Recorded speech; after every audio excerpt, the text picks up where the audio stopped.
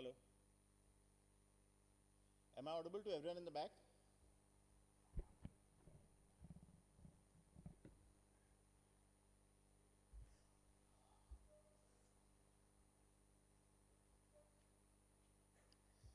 Very good morning and a warm welcome, everyone.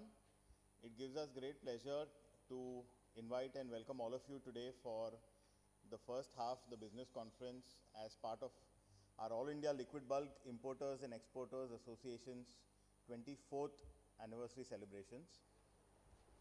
Without taking too much of your time, we have a tight and a crisp schedule lined up for the first half of today. The theme for our business session, there are two broad themes which our esteemed speakers would be covering. It revolves around building a smarter trade ecosystem, aligning customs procedures, GST compliance and emerging technologies for inclusive growth. Technology, trade barriers, sanctions, understanding the growing geopolitical uncertainties and navigating through these times. We are fortunate to have amongst us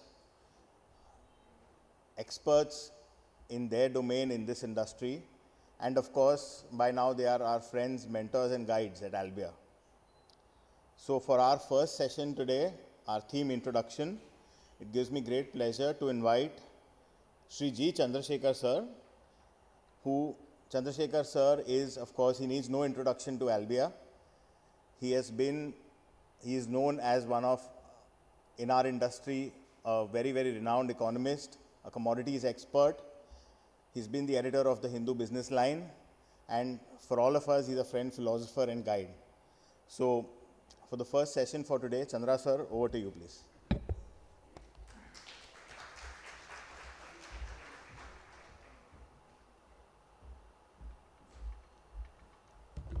Thanks, Harsh, for the very kind introduction. It's always a pleasure to be a part of AILBIEA event. This is the 24th year. I've been a part of this since the beginning. Thanks to my young friend Jayant Lapsia. It's always a delight to interact with AILBIEA members. I've been asked to speak on, or I'm going to be speaking on liquid bulk trade amid global headwinds and what are the lessons that we can learn as the stakeholders in the liquid bulk sector.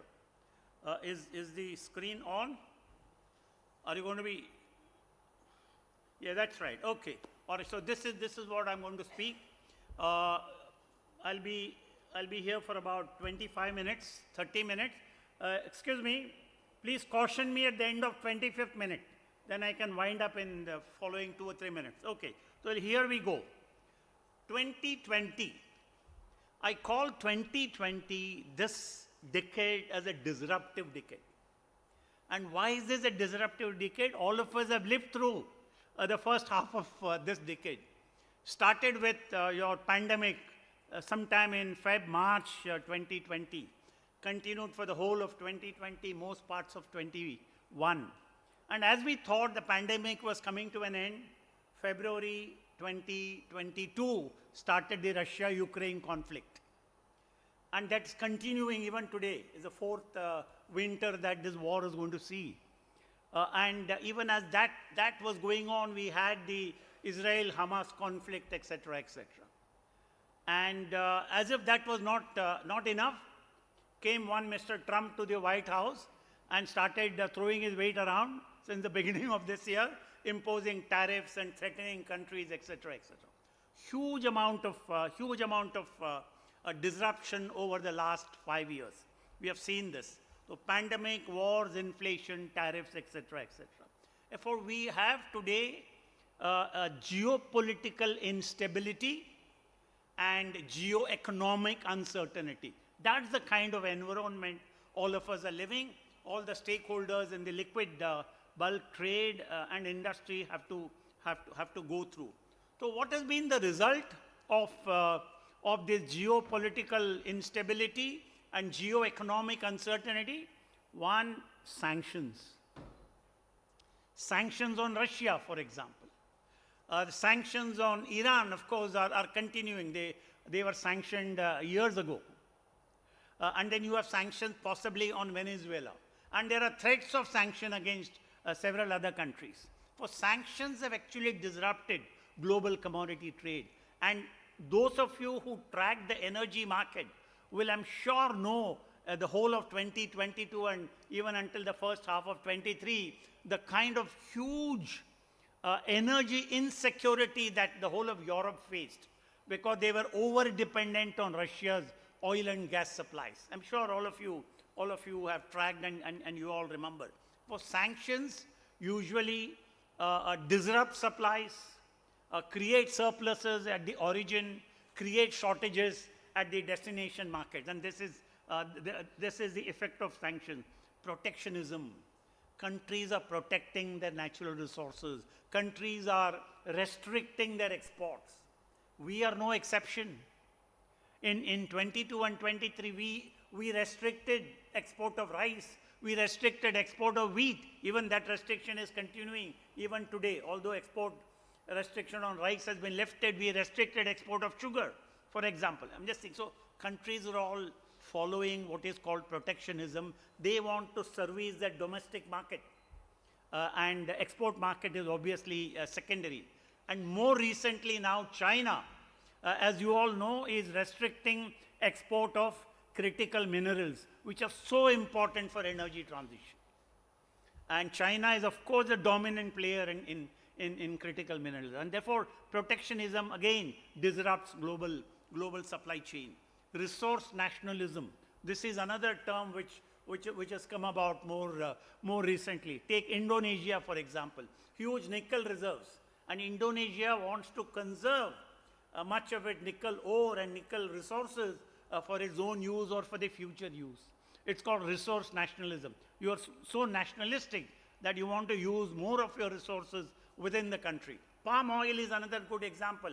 The kind of policy threats that Indonesian government has been issuing over the last 2 years, restricting palm oil exports, imposing duties, etc.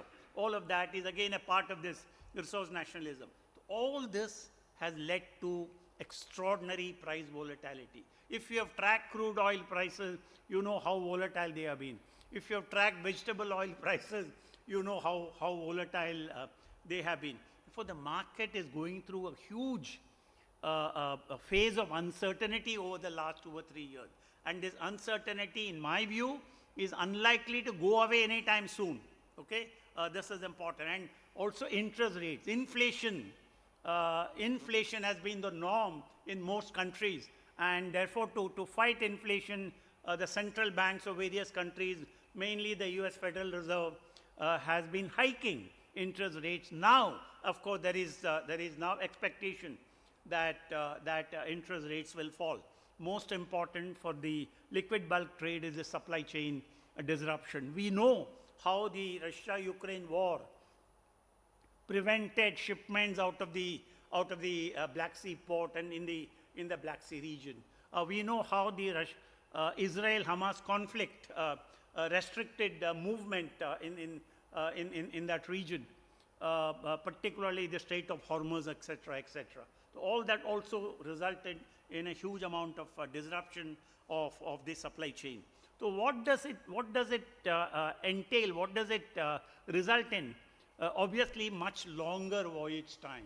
Okay, this is ships until very recently were coming to Asia via the Cape of Good Hope, which obviously involved much longer voyage time, higher fuel use, higher operational costs, higher insurance premium, all of that, and of course, freight rate volatility. All this has been the result of huge economic, geo-economic and geopolitical uncertainties, and we have lived through all of this.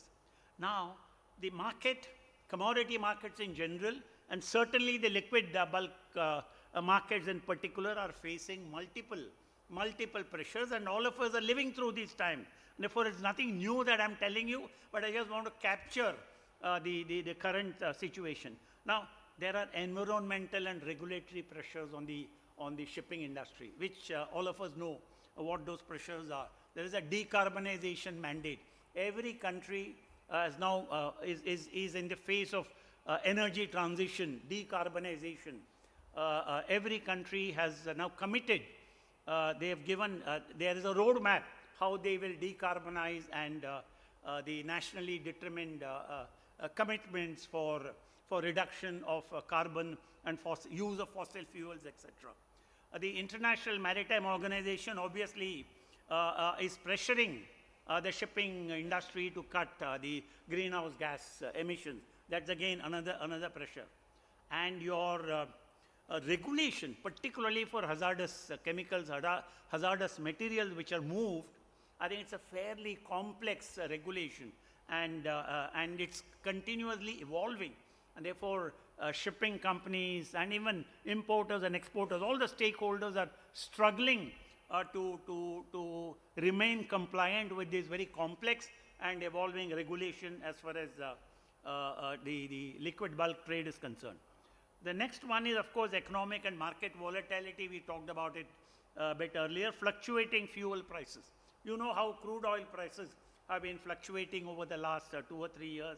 Very volatile freight rates, economic growth slowdown. China has seen over the last 20 years 8, 9, 10, 11, 12% GDP growth. But in the last 3 or 4 years, Chinese growth has very substantially reduced. For 25, the target was 5% GDP growth. But it's possibly likely to end up at 4.5%, 4.5% GDP growth. But even for China, 4.5% GDP growth is actually phenomenal. For a $19 trillion economy, 4.5% growth will add probably 750 or $800 billion to their economy. In our case, $4 trillion economy, even if we were to grow at 7%, it will add only $280 billion. That's a big difference in scale between China and India, there's no doubt at all. But we are in our trajectory, we are moving in a particular direction.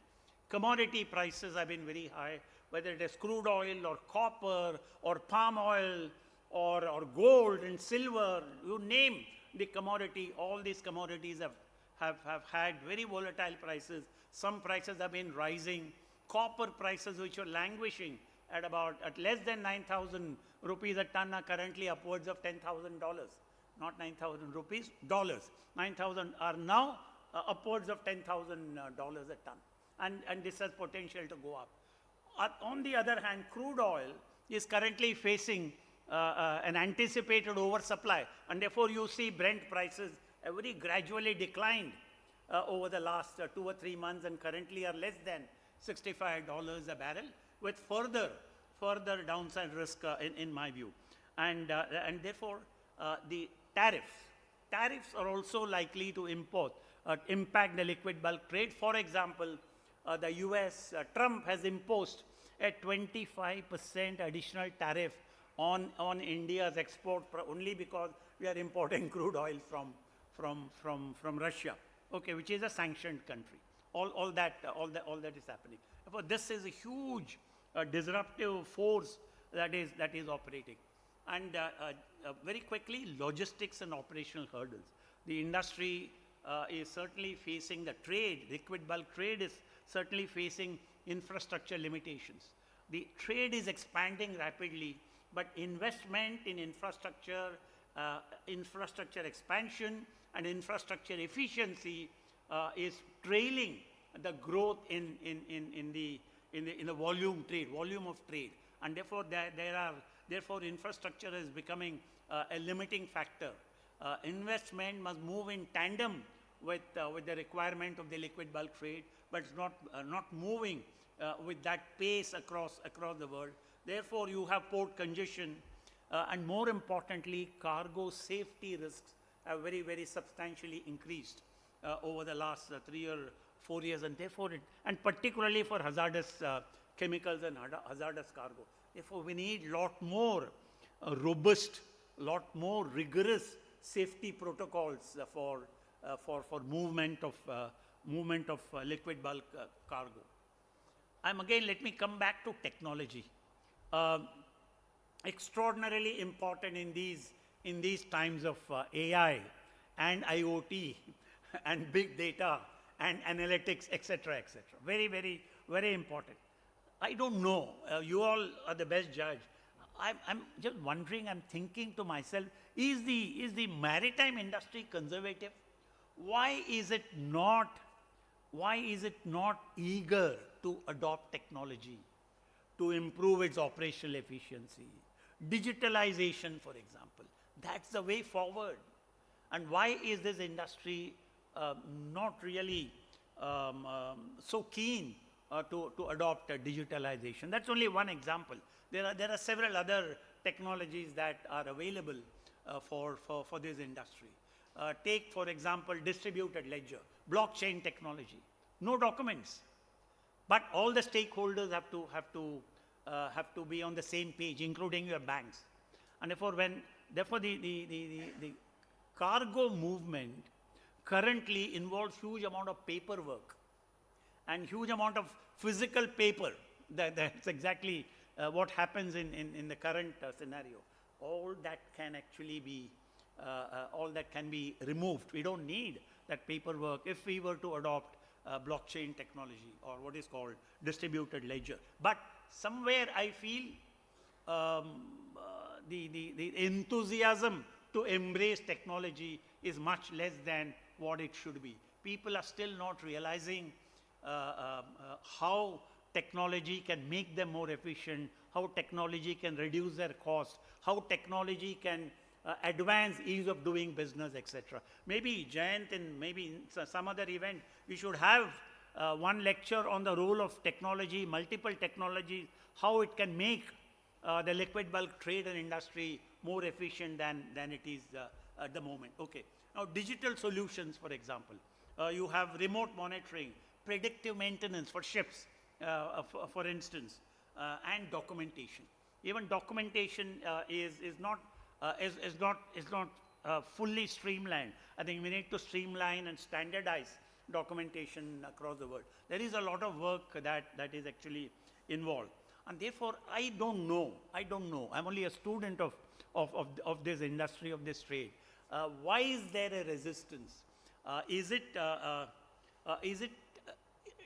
cost a factor which is preventing this trade and industry to adopt technology? Or is there anything else? Or is a mindset, resistance to change? I don't want to change. I'm happy doing what I'm doing. I'm in a comfort zone, so don't disturb me. Is that the mindset? I don't know, but think about it. Okay. Now, having said all of this, what are the lessons for the liquid bulk trade? That is extremely important. And I want to mention that this liquid bulk trade, and all of you are there in this trade, obviously has to navigate very safely amidst this multiple headwinds that the world is facing and has been facing and is facing even today. Whether it is crude oil or LNG or vegetable oils, chemicals, biofuels, ethanol, for example, all the liquid bulk cargoes are all facing headwinds. So what are the lessons that we can learn?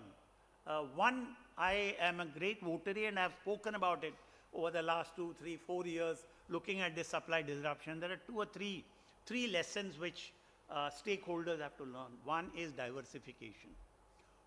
Do not be over dependent on a single origin as your source of supply. You need to diversify. Europe faced that big challenge in 22 and 23 of being over dependent on Russia for its crude oil and natural gas supplies. There was a serious energy insecurity challenge within Europe. The cost of power multiplied 4 times. It led to inflation, all of that. For no country should be, no trading house should be dependent on a single origin for its source of supply. Similarly, no country, no trading house should be dependent on a single destination market. And therefore, it's both. You need to diversify your origins of supply. You need to diversify your destination market. And this is a primary lesson which all of us have to understand. Second, agility. You need to be extremely agile. You need to be nimble. You need to be flexible. You should be able to read advanced signals from the market. And when you are able to read advanced signals from the market, and if your manpower is skilled, and if you are ready to face the challenge, that is what is agility all about. And therefore, you have to become nimble, you have to become agile, you have to become flexible to counter or to face economic uncertainties and market conditions, etc. Last but not the least is resilience. And this resilience is a word which has become so popular over the last 3 or 4 years, and extremely important. Your management of men, material, money, this long-term, short-term and long-term management of men, material and money. This is extraordinarily important. That's what will build resilience, and the capacity, the knowledge, and the foresight to be able to read advanced signals that the market is sending, which is very important. And that's exactly where the role of the CEO comes into play. The CEO has to be, he must have a 360-degree vision for corporates, and that becomes extremely important. Quite apart from this, there are new age challenges which I want to talk about. I still have 5 minutes. Yeah, one is energy transition. The world is going through energy transition, decarbonization. Countries are committed to decarbonize over the next 5, 10, 15, 20, 30 years. India is committed to be a net zero economy by 2070. Many of the developed countries have guaranteed or promised to be net zero by 2050. Whether it will be achieved or not, I don't know. I don't think I'm going to be around to notice all of that. But these are the kind of commitments that countries have made, that they will reduce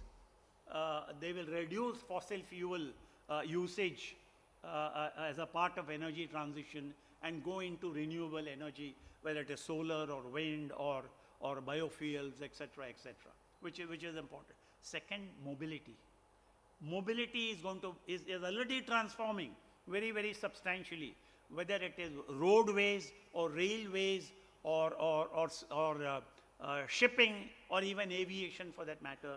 E-mobility is the way forward. All of us are talking about e-vehicles, electric vehicles, and we see many of them on the road. India's e-vehicle, electric vehicle penetration is quite low as compared with the world, less than 3%. China currently 40 to 50% is the electric vehicle penetration in that country, and they're moving very rapidly towards their net zero position and energy transition. But we must also remember that this energy transition is going to be very highly commodity intensive. It will reduce fossil fuel usage. It will reduce crude oil usage over a period of time, there's no doubt at all. But otherwise, there's going to be huge demand for metals. What are electric cars? Electric cars are nothing but metals. So there's going to be a huge metals intensity of your energy transition. Solar panels, for example, charging infrastructure for vehicles. All these are hugely, highly metals intensive. And therefore, it's going to be, energy transition will be metals driven and metals intensive. And the next challenge is digitization, technology infusion, use of AI, etc., etc. All that's coming. And therefore, I would actually urge again, Jayant, that I think we should have a session in AILBIEA for all the corporates. How do we use AI, IoT, big data, analytics, etc., etc. I think it's extremely important. Equally important is human capital. I think the upskilling becomes extremely important. We need to those stakeholders in the value chain have to be at the forefront of absorbing technological and market changes, etc., for which I think skills are required, and we need also upskilling for innovation. Innovation will obviously be the way forward. And last but not the least, of course, sustainability, and I'm sure all of us know about the 17 goals of the UN, SDG, etc., etc. Therefore, that's becoming extremely important and imperative. Okay, outlook. Let me share my thoughts on the outlook until 2030. One, international market for liquid bulk will keep expanding. There can be no two opinions about this. Notwithstanding the fact that countries have committed to decarbonization, lowering the use of fossil fuels, etc. Don't write off crude oil and coal anytime soon. It'll certainly continue. And therefore, the international trade in liquid fuels will continue, and it'll actually expand. And there will be the footprint, global footprint will increase actually in sectors like food and beverage. There'll be a lot more production, consumption, trade, and import and export, etc. Pharmaceuticals would be another area where there'll be huge amount of trade, import and export trade. Increasing production and usage of chemicals, petrochemicals industry, which is extraordinarily important. This is what I foresee coming. I'm not putting numbers here. Maybe we can engage offline.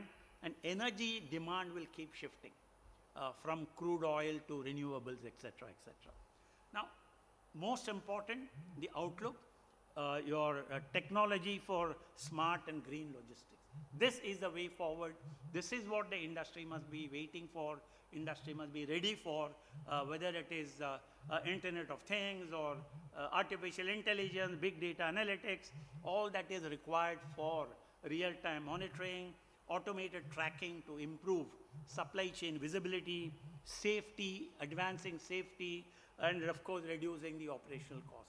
So these are things which I would urge stakeholders here, AILBIEA members, corporate executives, corporate heads to absorb the importance of all of this and start adopting technology in the company. And therefore, this possibly is my last slide, okay? And therefore, what is important is stakeholders have to realize and must recognize the complexity of the global and Indian liquid bulk trade. And when I say stakeholders, I'm talking about the industry, the processing industry, the import-export trade, service providers, policymakers, regulators. All the stakeholders have to be really on the same page, recognizing the complexity of this trade. Investment in infrastructure must move in tandem with expansion in liquid trade. Very important, we need to advance transparency in this trade. We need to advance standardization of documentation and other trade practices in this trade, where technology use will actually come in. And I want to leave a thought with you. CEOs, in my view, must become CROs. Usually when you say CRO, it's Chief Risk Officer in corporates. I'm talking about CEOs must be Chief Resilience Officers.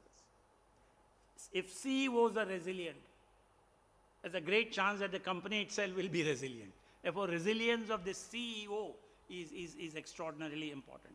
And this situation, the way forward situation, in my view, creates great opportunity for young entrepreneurs. They need to research, they need to apply their mind, and they need to tackle real world challenges through, of course, their own technological ingenuity, as I say. And of course, there also we need cross-sectoral collaboration, which is extraordinarily important. I think I must stop here. My time is up. Thank you very much. Good luck. God bless you all. Thank you.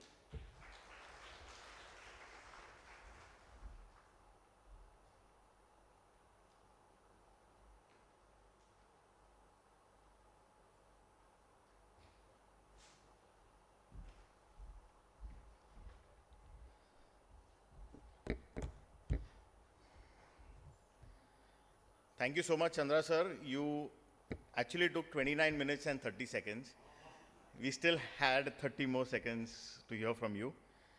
But listening to you and watching your presentation, I think we couldn't have asked for a better start for AILBIEA.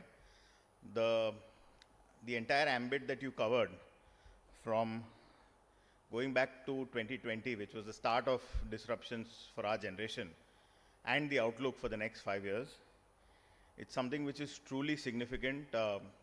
The opportunities that we all have and the risks and the threats that we've been through is something which all of us will surely take with us.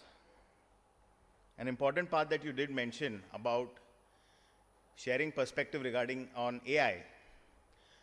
We are fortunate that today one of the topics that Dr. Joshua is going to be covering is understanding AI in tax and customs administration. So it's quite a good coincidence that that's happening as our third session. But before that, friends, I'll just quickly take you all through the agenda so that we did share it across, but in case you all are not aware, I will just quickly share it. So we have the second session now. Captain Pankaj Kapoor is here with us. I'll introduce him and the session. After that, we'll break for tea. And subsequent to tea, we'll have 2 more sessions. Dr. Joshua and Mr. S.K. Rahman sir, the ex-Chief Commissioner of Thiruvananthapuram and now GSTAT technical member in Delhi. Again, Captain Pankaj Kapoor is someone who needs no introduction for those connected with the EXIM and the shipping industry. He is an expert in the National Maritime Policy, ex-Niti Aayog member, presently part of the High-Powered Committee in Shipping and Finance. Sir, we are fortunate that our association with Sir in AILBIEA formally began last year. And there's one thing that we talk of in AILBIEA, that once you associate with us, it's an association for continuity. So we're really glad that Sir is here with us again. And the theme of Sir's talk is the geopolitical disturbances and their ripple effect on world trade. I'm sure Sir, with his background, both in his experience as well as his current role, the insight that we'll be able to gain from him is going to be significant. So with a huge round of applause, I request all of you to please welcome Captain Pankaj Kapoor, sir.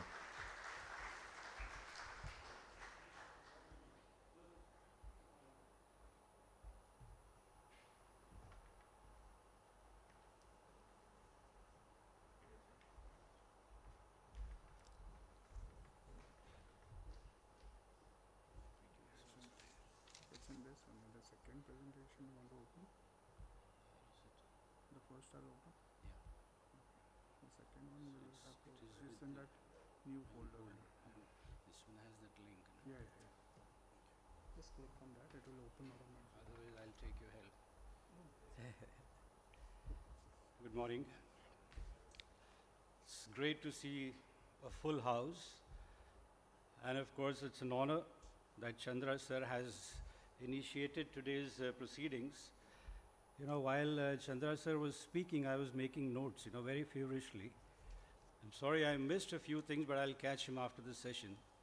There are a few things which he spoke about as geopolitical instability, a disruptive decade, and a geo-economic challenges. I will pick up from there and give a little bit about how all these disturbances have a ripple effect on the international trade.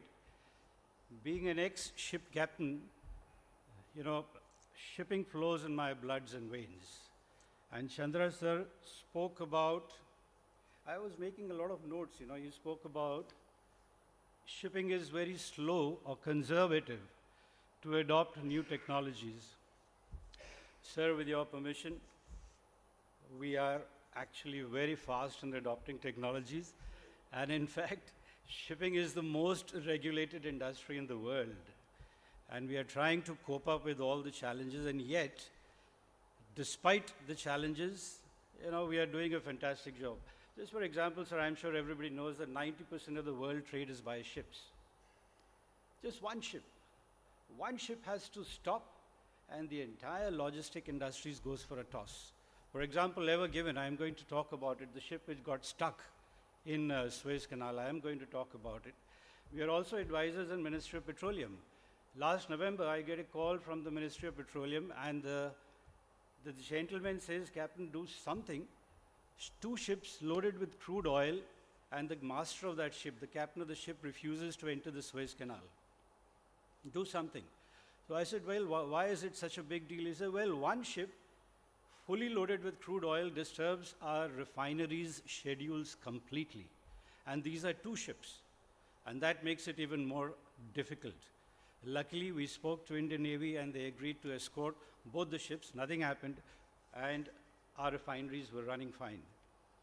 Another thing which Chandra sir spoke about is remote monitoring. I'm sorry, this is not part of my topic, but I thought I'll bring it to everybody's attention and seek Chandra sir's guidance in future. Yes, sir, you spoke about remote monitoring and predictive maintenance. It's already there, sir. And not only that, predictive maintenance is now available to some people on their mobiles. The ship may be anywhere in the ocean. On the mobile, he can actually tell you that that particular machinery is going to run into trouble after 42 hours of operation. So we are aware of it well before that. And all that is available on the mobile. And as regards the blockchain technology, sir, as a part of Niti Aayog, we were having a meeting in the Niti Aayog and our Honorable Prime Minister walked in. I had exposure with our Prime Minister for just 5-6 seconds. And the first thing he spoke about is that any nation will progress if there are two industries which are successful. One is agriculture and the second one is shipping. And the next thing which he told me, when are we going to introduce blockchain technology into shipping? And this is about 3-4 years back. Just to share with you, the shipping industry is ready with the blockchain technology. The only place where we're getting stuck is the permission from RBI to link it or give permission to the banks to link the letter of credit with the banking system, with the documentary credit system. This is the only hitch. Otherwise, the industry is ready. We are already using electronic bills of lading without, of course, the letter of credit, but we are already using it. The entire container industry is using it. We would love if all the other industries also come. And yes, like Chandra sir has said, that is the way forward. That is the way forward. Moment RBI says yes, I have personally written to RBI. They have listened to me. So moment they say yes, we are all good to go, sir. In fact, our platforms are ready. EBL platforms are ready. The documentation is ready. We just wait for yes from RBI. Thank you very much for this patience. Like I said, I'm in the shipping, so it doesn't go out of my blood. You know, every day I sleep, eat, everything is shipping. So, I think we're getting it here. Okay. How do I link? I can't see the cursor, sir. Yeah, there you are. That is ever given, got stuck for just 6 days in Suez Canal, sir.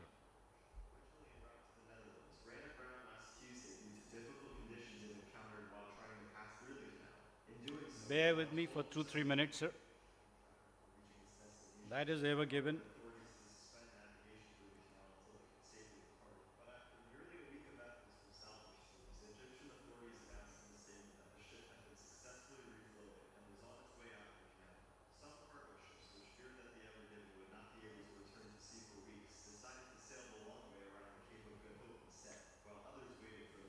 These are all the ships waiting. That's ever given in the Suez Canal, an animation, and finally gets stuck in the Suez Canal. There you have the.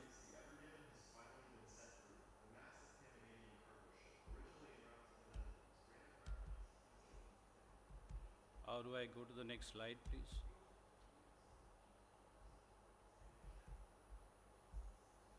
Can you help? Please. The same thing is playing again. All right. Thank you. We talk about technology in shipping and I am lost in technology. That's ever given, sir, which is stuck in the Suez Canal. Just a wild guess, sir, from the audience. How much was the loss to the international trade per day? Just one ship which got stuck. Can anybody make a wild guess, please? No? Well, close. Sorry, sir? $10 billion. Exactly, sir. $10 billion per day. Not millions, sir. Yes, $10 billion. That is the importance of the shipping trade. And all of us here are in either the export or import of liquid bulk. So in turn, please allow me to clap for all of you. That's fantastic, sir. So that's $10 billion.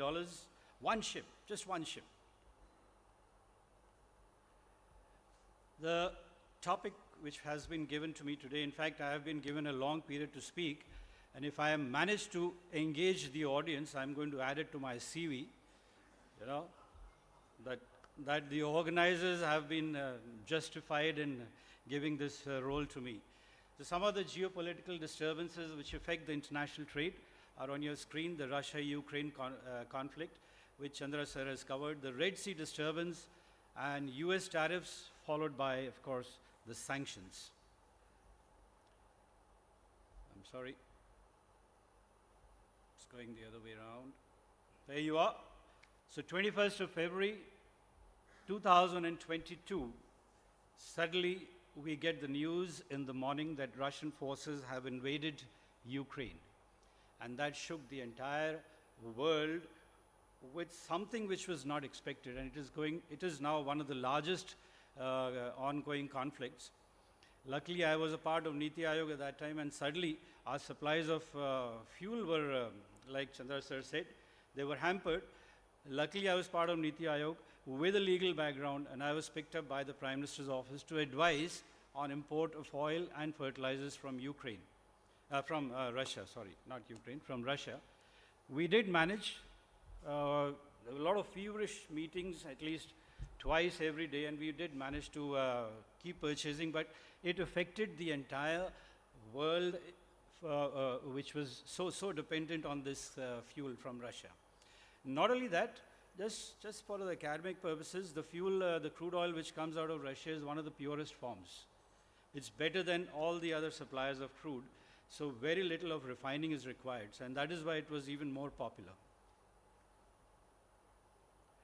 So according to the World Trade Organization, global merchandise trade growth could be reduced up to 2.2%. This is because of the Russia-Ukraine conflict.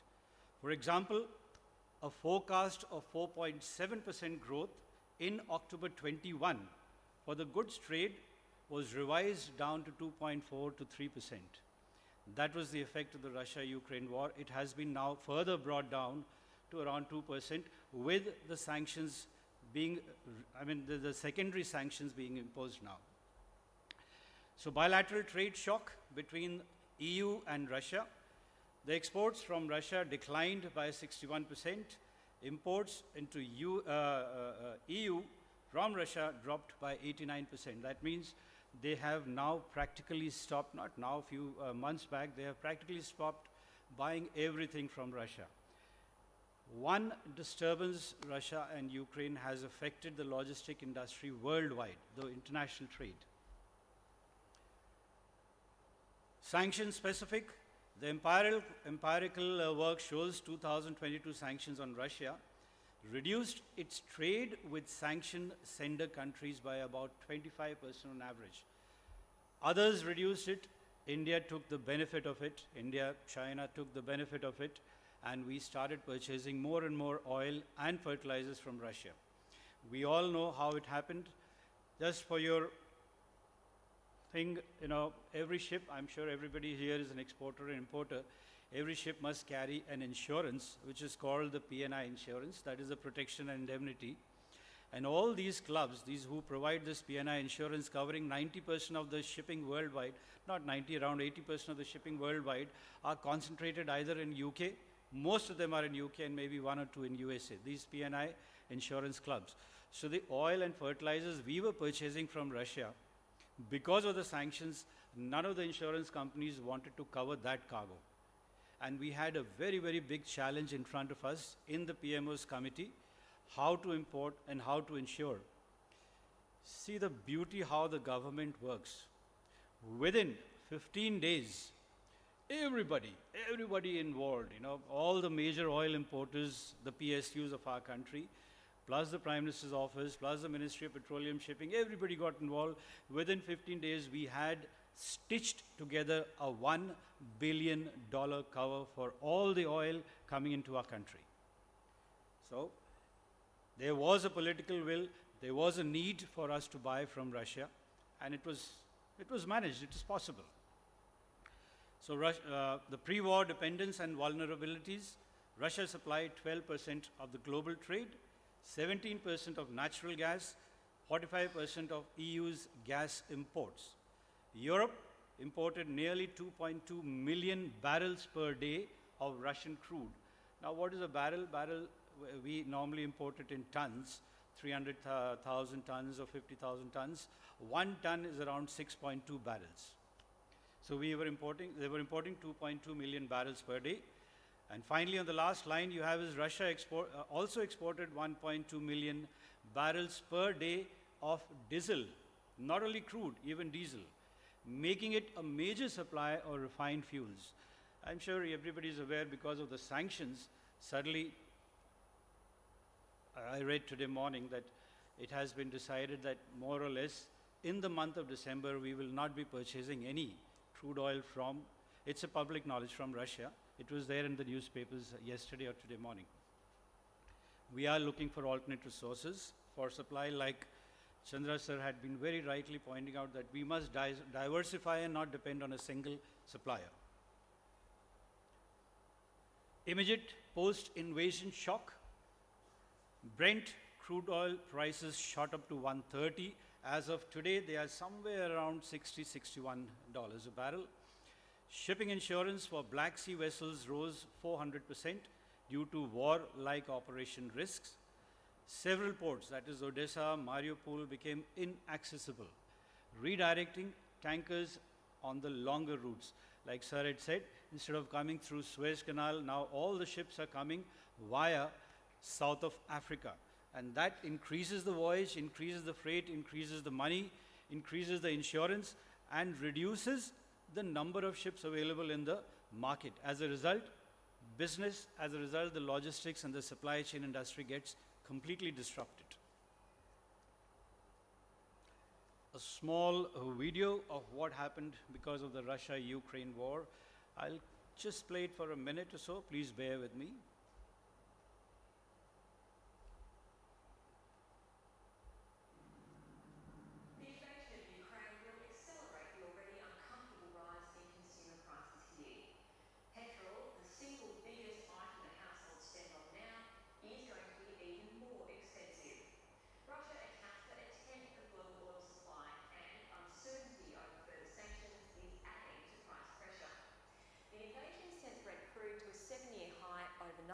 The price of fuel goes up, everything goes up. Currently averaging around $1.80 a litre, but Brent crude dictates that price. Prices, could be. So I think everybody has a fair idea.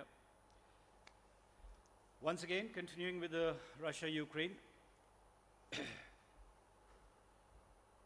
There you are. Ukraine and Russia pre-war role in global food supply. Of course, Russia was supplying oil and Ukraine was considered as a food basket of Europe. So 10% of the global wheat exports, 15% of global corn exports, 40 to 50% of the global sunflower oil exports.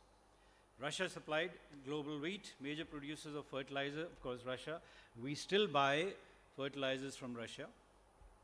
All this was coming from Russia and Ukraine, which is now drastically affected, not only because of the war, but war-like situations, but also because of the sanctions. So Ukraine's grain exports fell from 5 to 6 million tons per month to near zero because of the blocked ports. Global wheat prices have surged 50% within the last 2 months, and FAO food price index hit 160, highest ever in the history. Another small video. Now this is the second disturbance which has affected the geopolitical situation. Everybody is aware of it. It is the attack by the Houthis in the Red Sea. I gave you right in the beginning, I spoke about the gentleman from the Ministry of Petroleum calling me where the ships fully loaded with crude oil, captains refused to enter the Suez Canal because they did not wish to be attacked and become history and become part of the video in today's thing. So I said, well, we don't want to be that. They refused, and we managed to bring them anyhow with the help of Indian Navy.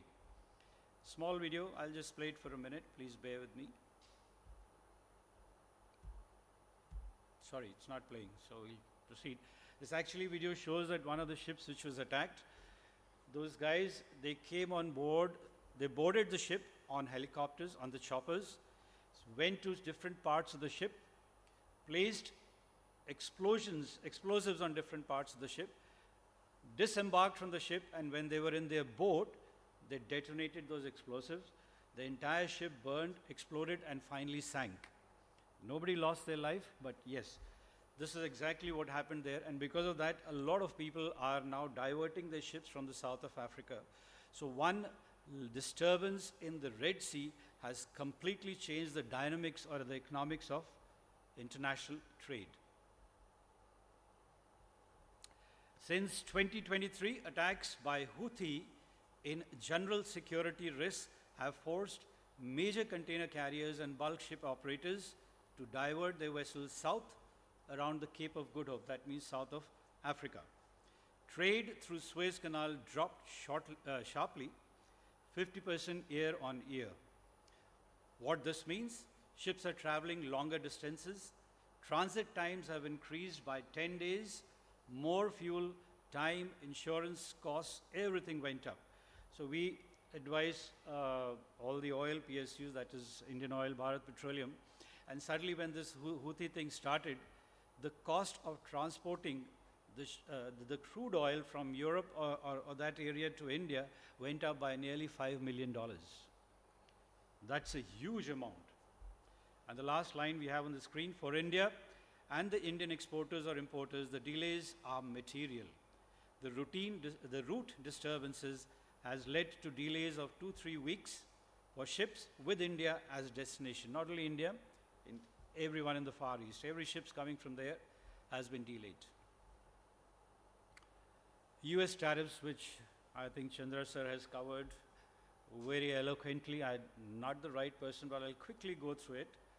So 2025 US-India tariff crisis marks a significant disruption. There is a multi-layered tariff. What we had before these tariffs were imposed was a base, a base. That base for, you may take any product which was exported out of India, the base was ranging from 0.5 to maybe 3%. And suddenly, this new tariff regime came in, and they imposed 25%. And then another third layer came in with the sanctions, or secondary sanctions, or whatever we call, or the penalty which was imposed on India for importing stuff from Russia, and that brought it somewhere to around 50 to 51%. So we have a 3-layered tariff on our country. We would love that one fine day.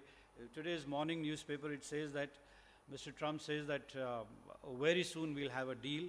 Our Commerce Minister says that it's just around the corner. If that happens, maybe it'll come down to 25, but we would love to come back to that original 3%. Well, we can at least dream, and I think it will be possible. Especially when Mr. Trump says that now, yes, India has more or less stopped purchasing from Russia, so possible that we will come down to around 25. We would hope that we come to 15, and of course dream that it comes back to 3%. So the first layer is the base layer of 0 to 3%. At 26%, this is Section 301 of the Trade Act of USA. There are 301 and I think 262, and there is something called as HTUTC, which I will cover later. What you see in the second paragraph here is a 25% IEEPA. What is IEEPA? It's there on your screen. It is International Emergency Economic Powers Act of USA, which gives the President special powers to declare economic emergency and impose whatever tariffs the President wishes. So he said, well, the trade imbalance with India is so heavy that, let's say, just for example, steel industry, steel imported from India into US, it's an emergency, it's an economic emergency, so let me impose 25% tariff. It gives him that power. Under which act? under the International Emergency Economic Powers Act. And that is what he has used to bring our tariffs to 51%, nearly 51%. So there you are, HTSUS. It's a harmonized tariff schedule of United States. So what is HTSUS? It's a list of every imaginable, whatever product you can imagine, whether it's steel, pharmaceutical, oil, whatever. Everything is given under that HTSUS, and it says how much should be the duty on that, every imaginable.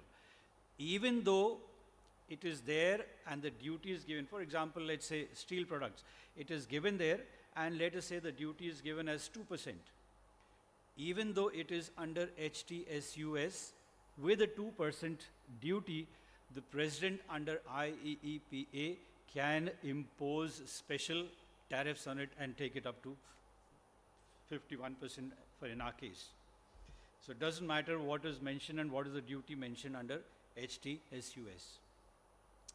And there are a couple of chapters. So chapter 1 to 97 covers few things. Chapter 99 of that act covers about HTSUS. Key drivers behind the US action against India, of course, the Russia factor, penalizing India's continued purchase of Russian crude oil, addressing the bilateral trade deficit and market imbalances. That's the bilateral trade, yeah. So what is the impact on the Indian export sectors? Textile, 50% of the turnover declined due to lost US buyers. Gems and jewelry, nearly total loss of the US orders. Auto components, procurement shift towards Mexico and Canada. A lot of Indian exporters, we are their advisors, and we come to know that they have shifted. Instead of India, now they say their origin is either Mexico or some other country, so that their exports can continue.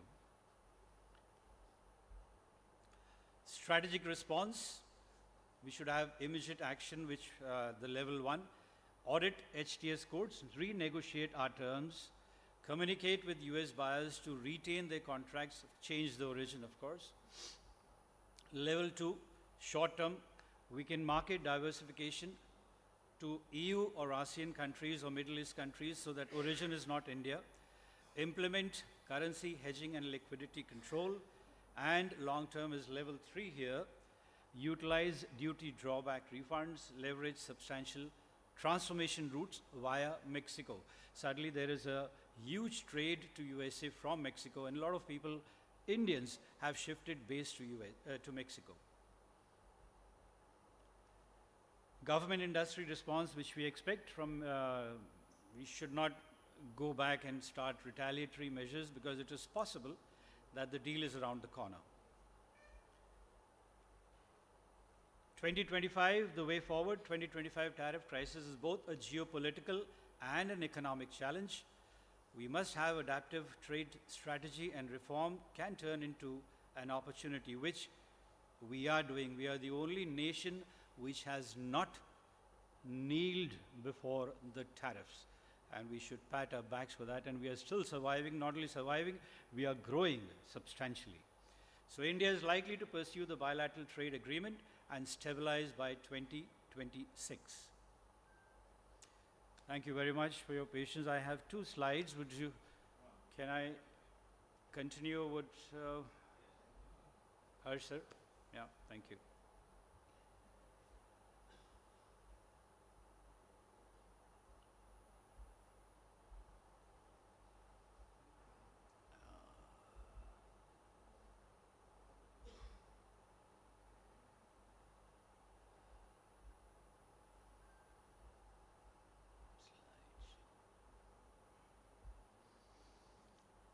I think I've managed to keep everybody engaged. Thank you very much for your attention. Now, this is something very close to me and, of course, all the importers and exporters. Bill of lading. Ladies and gentlemen, please, I think we all understand that it is not one of the most important, it's rather the most important document ever signed in the shipping industry or in the international trade. Now, bill of lading forms part of the documentary credit system under which the entire trade is carried out internationally, and international trade, and the documentary credit system is of course carried out under something called as a UCP, Uniform Customs and Practices for Documentary Credit System. There are a number of revisions. The most popular one is UCP 600. So just as a matter of academic interest and as a warning that UCP 600 is ratified by practically every country in the world. It has been drafted by International Banking Association and International Chamber of Commerce to facilitate international trade. I would urge you to please glance through that UCP 600. It's not part of this slide presentation today, and go into section 20. You know, as lawyers, we a number of times experience this problem. So please go into section 20. There you will find that the date which is mentioned on the bill of lading. You know, you may be an exporter, and if you have to mention the date. So date which should be mentioned on the bill of lading is the date on which the cargo was shipped, or in simple terms, the date on which the cargo was completed. Let's say we are liquid exporters. The cargo commenced loading on 1st of August and finished on 2nd of August. The date should be 2nd August, not the 1st of August.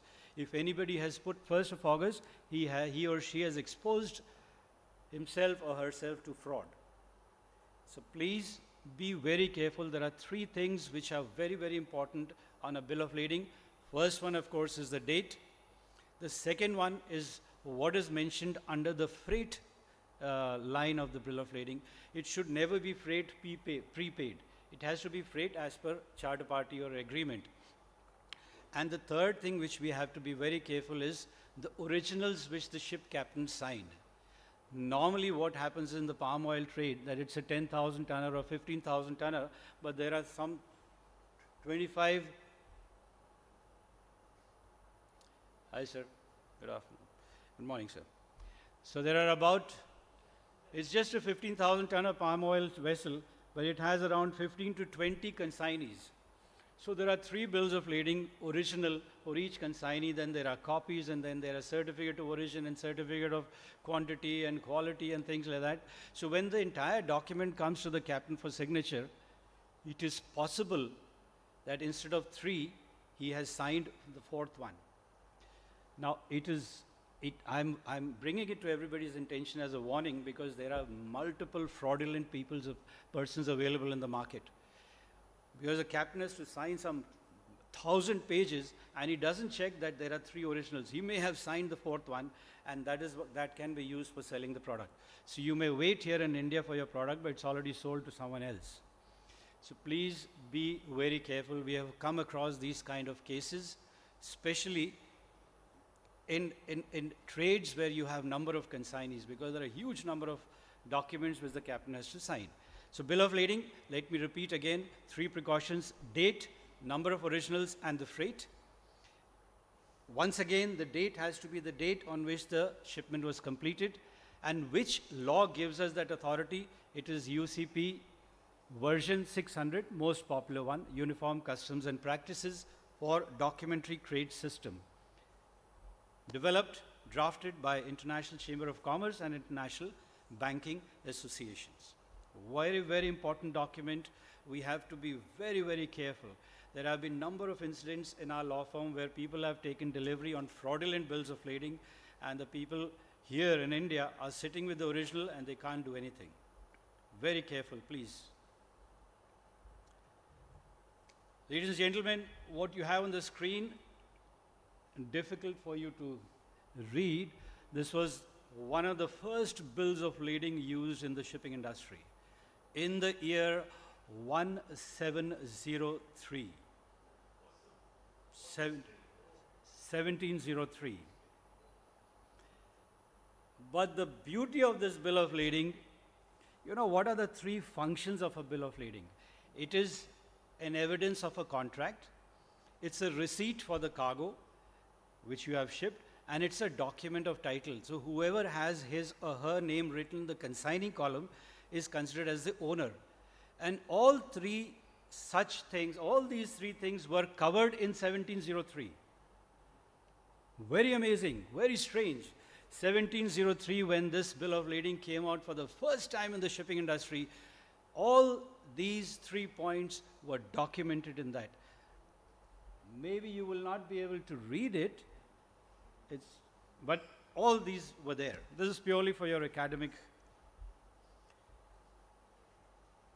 So, some cargoes moved by AILBIEA members: crude oil, refined petroleum products, petrochemicals, chemicals, vegetable and edible oils, alcohol, biofuels, industrial oils, lubricants, specialized food grade edible liquid products, and of course other liquids in bulk.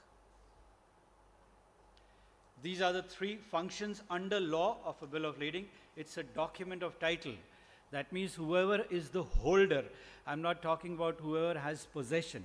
Possession, even you, me, anybody can have it in his possession, in his or her pocket. Doesn't mean I am the owner. The law says, the term under law is the holder of the bill of lading. Holder means whoever is the owner of the goods mentioned in that bill of lading, and that person's name is written in the consignee section of the bill of lading. There are a number of banks, they finance international transaction. So in the consignee column, you will find it will be written to the order of Bank of India, to the order of State Bank of India. Why?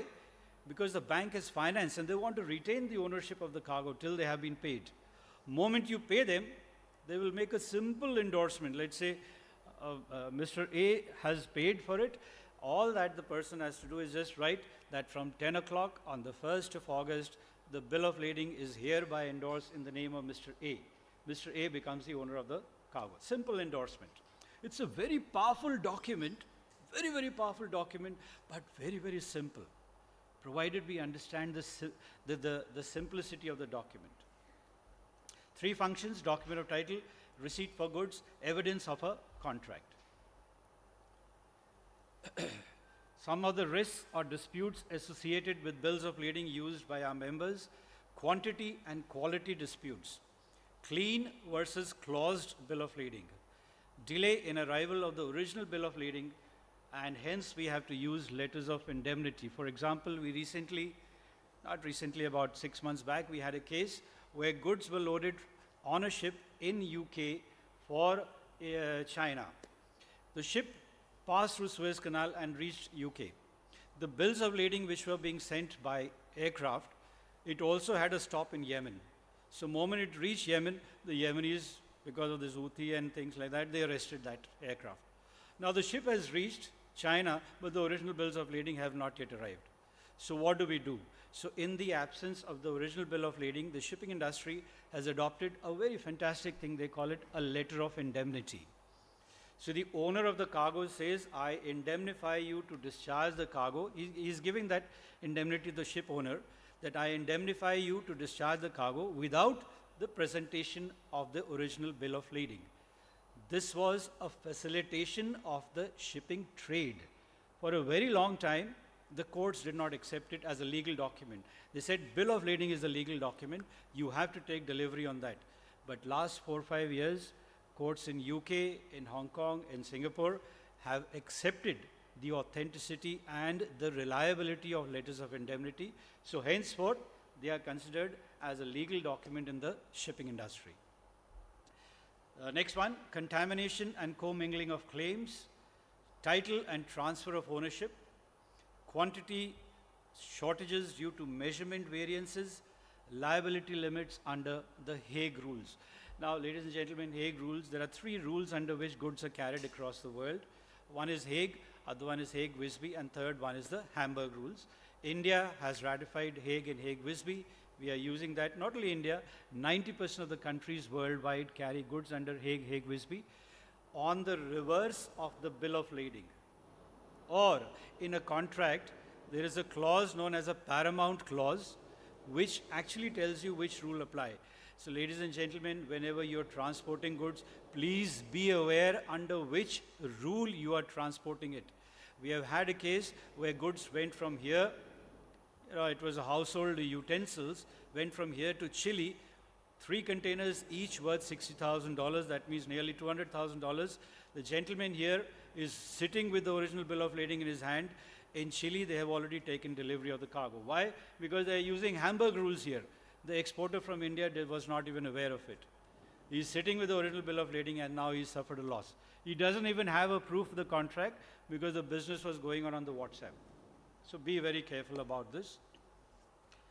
Which rule applies? Very simple. In your contract of carriage or the reverse of bill of lading, the rules will be mentioned. Delay, possible solutions to bill of lading disputes. Delay in arrival of the original bill of lading. If possible, use electronic bills of lading. I would request Chandra sir to please guide us in that. We would love to have EBL, sir.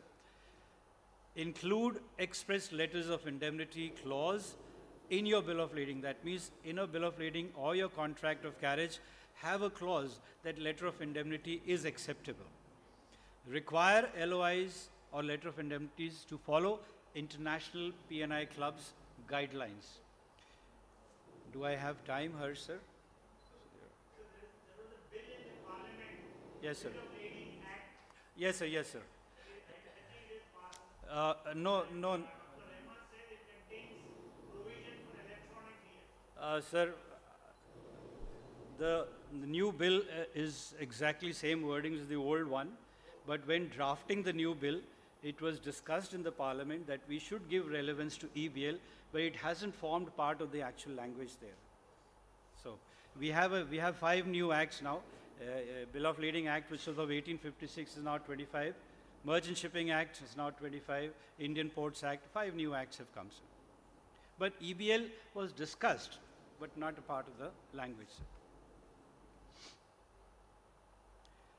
Uses of letters of indemnity has become a part and parcel of shipping industry and accepted by the courts. Just 2 minutes, please. I'll quickly finish. Only use standard P&I club language letters of indemnity.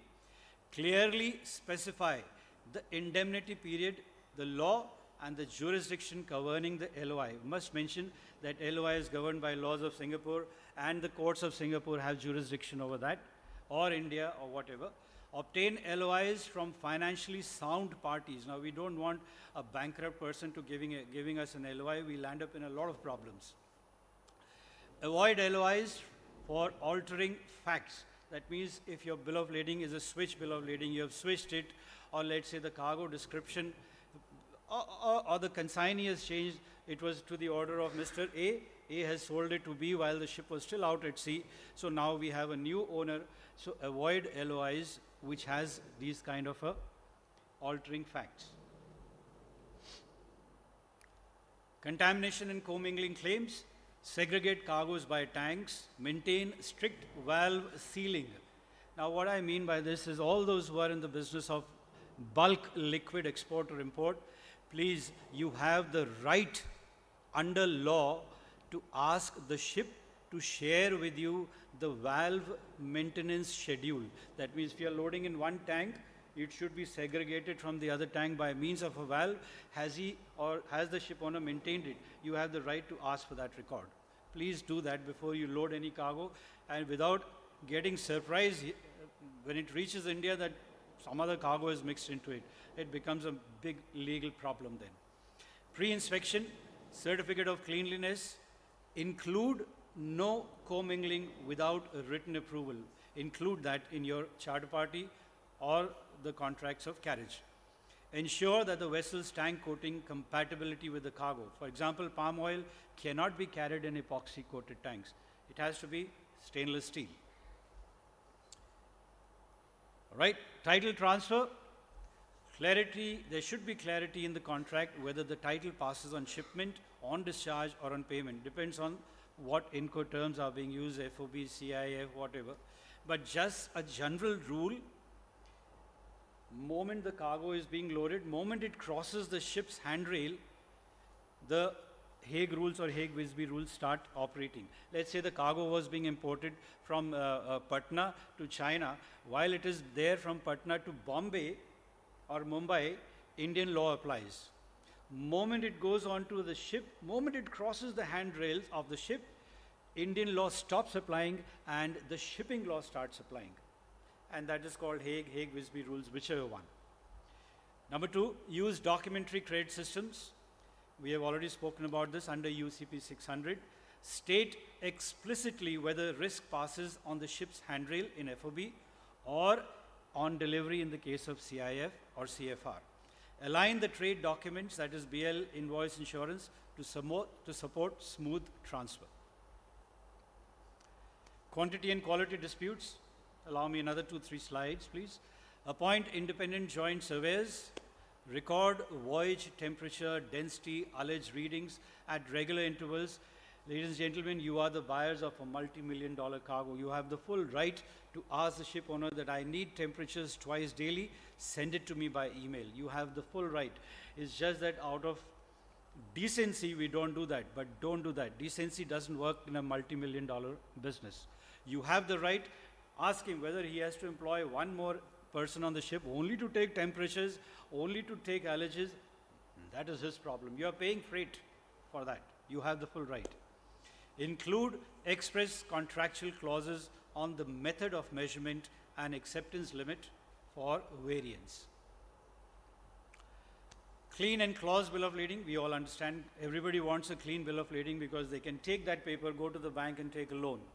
If the captain puts a clause or dirties the bill of lading, no bank is going to give the loan. So that's the difference between clean and claused bill of lading. Liability limits under Hague-Wisby.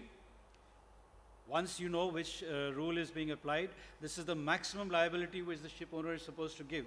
Ladies and gentlemen, ship owner is liable for loss or damage to the cargo for 666.67 SDR. That is called special drawing rights. It is the world's first Bitcoin. It is the virtual currency of International Monetary Fund. SDR is traded between different governments, and whenever there is a sudden requirement of SDR, the price of SDR shoots up. It's like a stock exchange. In your free time, please go into Google and check what is today's rate of SDR. It will be somewhere around $1.3, $1.4. Tomorrow, suddenly Indian ship goes into UK, causes pollution. Now India needs 500 million SDR. So India is going to buy from USA, UK, and the price will shoot up. So this is the maximum liability, 666.67. Multiply that by 1.2, is about $1,000. But your cargo is worth $10,000. So make sure you have an entry on the bill of lading. You mention the cost of the cargo, or the value of the cargo. Otherwise, this is all you will get from the ship owner. Negotiate increased liability clause in your charter party. Ensure cargo is properly insured. Include express jurisdiction and arbitration clause. Arbitration clause is the most important clause. Normally when we are negotiating contracts, it reaches around midnight and 1 o'clock, and then we all want to sleep. Okay, let us insert an arbitration clause. It's called a midnight clause, but it is the most important clause. Please be very careful about that. And that is all. Thank you very much for your patience. Thank you very much, sir.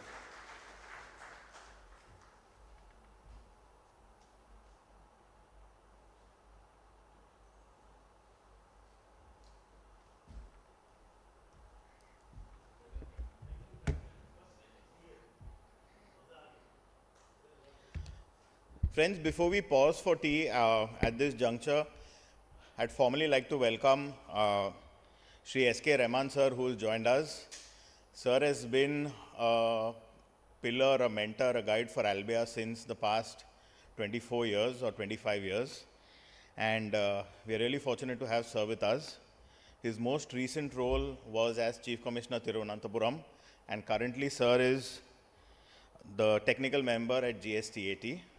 Of course, we'll come to sir's session in the second half of today's conference.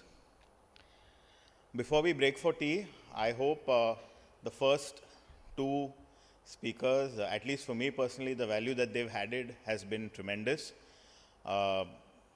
We would definitely try and circulate the presentations shared by both Chandrasekhar sir and Captain Pankaj Kapoor. We'd like to just honor both of them at this juncture. So I'll request our AILBIEA committee members, our senior member Mr. Das sir from Supreme, and Pramod sir, if you can please come forward, and we'd like to honor Chandra sir with a small plant, please, if you can.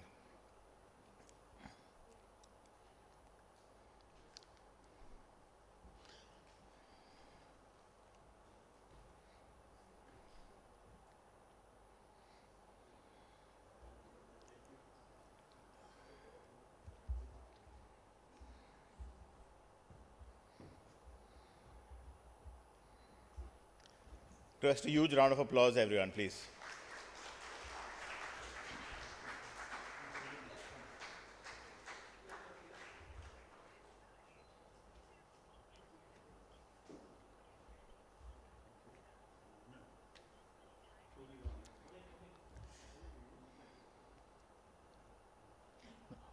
Thank you. We'll call.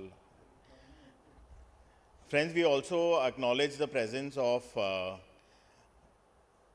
our senior friends from the industry. The immediate past chairman of FFI, Mr. Dushyant Mulani, is here with us. He has been a mentor, friend, philosopher guide to me personally, and one of the strongest pillars for AILBIEA over the years. And we are also fortunate to be joined by Mr. Sudeep De, the Honorary Secretary of FFI, who has come in from Calcutta today specifically for AILBIEA. And of course, we would be honoring them later during the day. But at this juncture, I would invite both of you to please honor Captain Pankaj Kapoor, sir. So, Mr. Dushyant Mulani and Mr. Sudeep De, please, if you can come on the dais.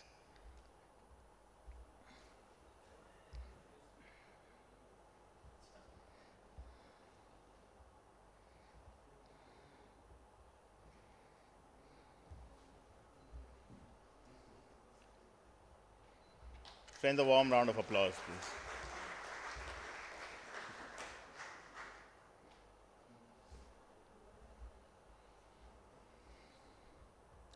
Thank you so much. We would break for tea for maybe 12 to 15 minutes max. We would try to start the next session at 11:40. Please feel free to, you can carry the tea and coffee inside with you as well. So, looking forward to seeing everybody back in the next 10-12 minutes. Thank you.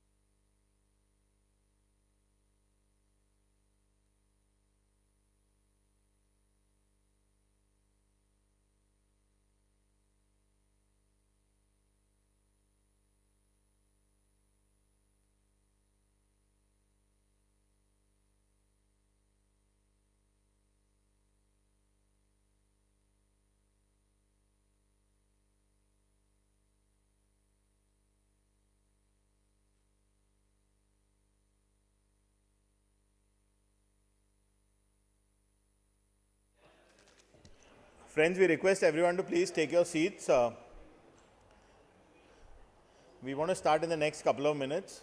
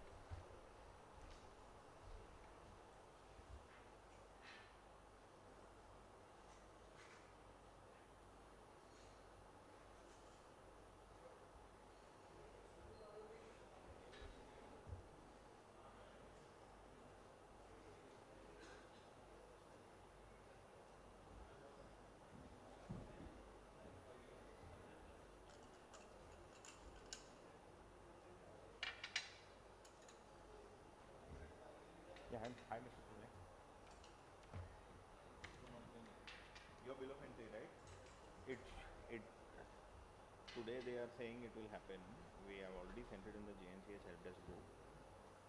So they are saying today they will clear all the old pendencies. There are many. Yeah. I'll pursue an update. Yeah.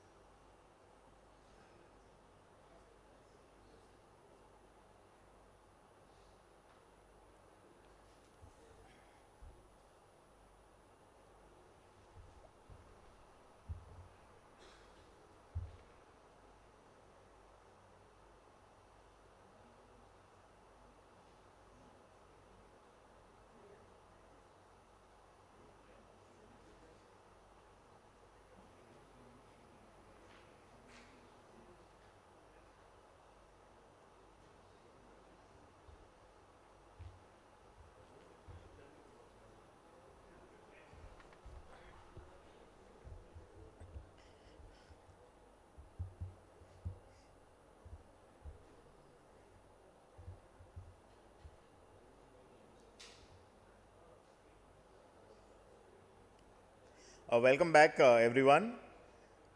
I hope this is audible to everyone at the back. Thank you. So, friends, as we move forward to our next session, it is my privilege to introduce our speaker again, who needs no introduction. Dr. Joshua has been someone who has been a guide, a well-wisher, and a friend of AILBIEA, but he's also one of the most respected names in the industry. I personally, having worked or continuing to work with customs, know that he is amongst the most respected individuals or professionals within the customs fraternity as well. And if I have to start giving his introduction, probably it'll be a session. So without wasting any more time, I would hand over the stage to Dr. Joshua for a very interesting and a very impactful session pertaining to AI in customs compliance. With a huge round of applause, I request everyone to please welcome Dr. Joshua on the dais.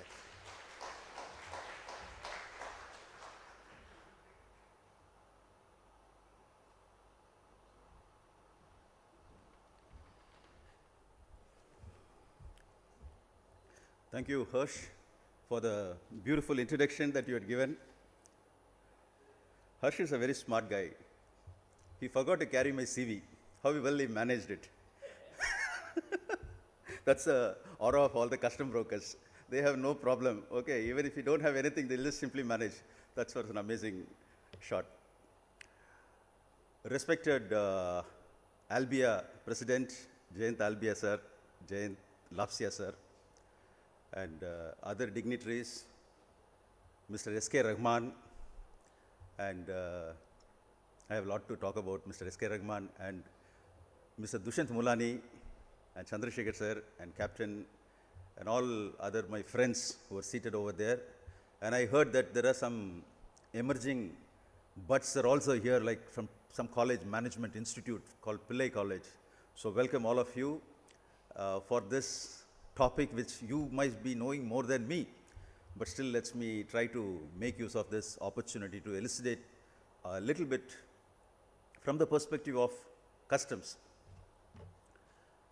I wanted to capture your attention after hearing eminent speaker like Chandrasekhar sir. After hearing Captain, probably I was just sitting at the last desk and calculating where this all emerging. Because Mr. Chandrasekhar pointed out one thing, this kind of an uncertainty is not going to over immediately. It's likely to prolong. It's unlikely to get over. That's the exact word that he said. It's going to prolong. So we heard about VUCA world, but today we are living in the shipping industry with a lot of uncertainties. So when I was doing some research, I found out something known as a clock, what you see on the screen.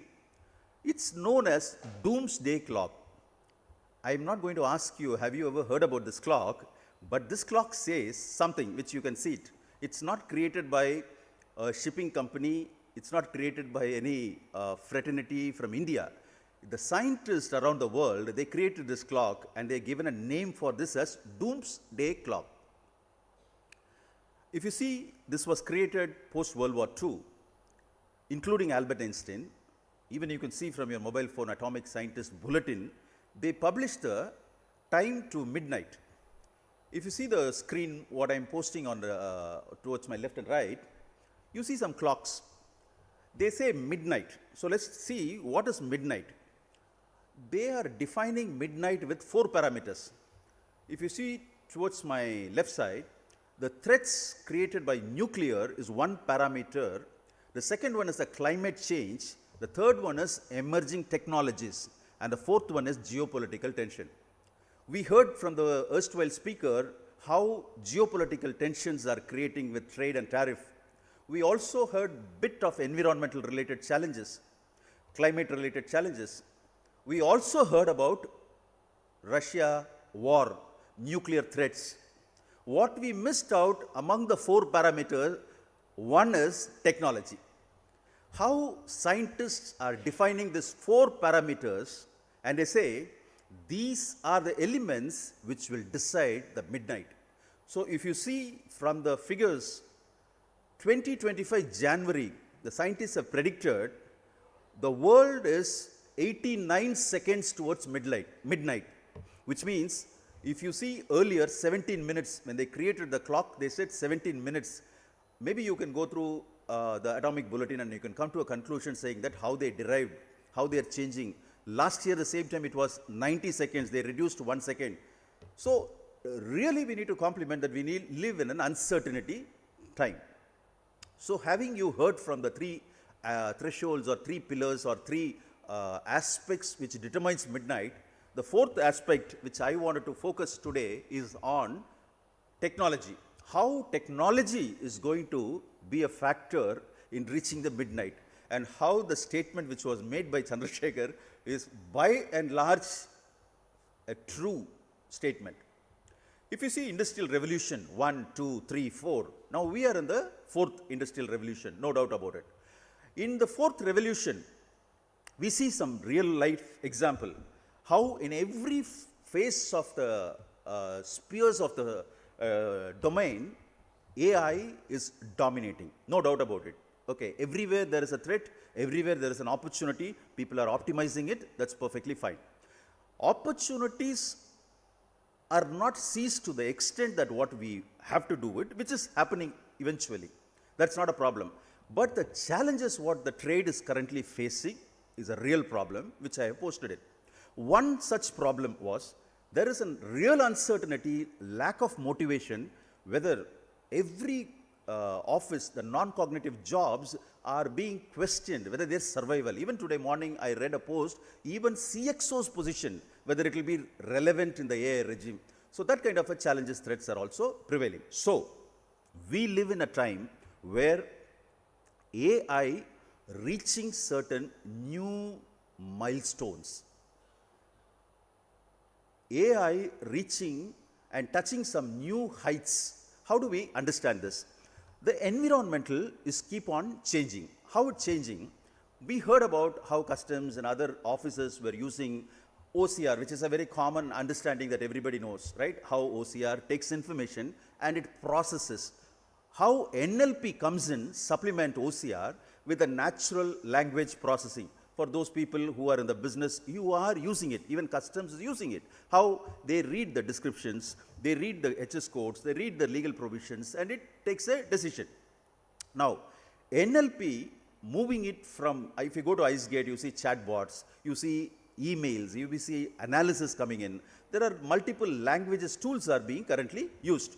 So this is a layer of NLP. How NLP works, it takes the raw input, and the OCR layer is created, and it tokenizes, it cleanses, and then it normalizes, move it to an NLP engine, and from there the queries have been extracted.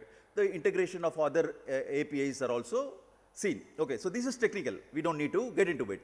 So RPAs are complementing it. Along with RPA, this is RPA layer. Along with robotic, you now hear AI agents. There are so many things being used.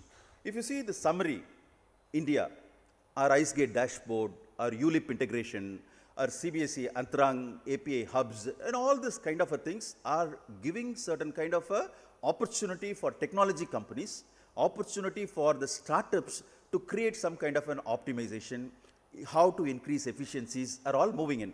If you see the other countries, how they are advancing, at par with the same line, moving on. I wanted to specifically bring in, I highlighted here USA with the red light mark.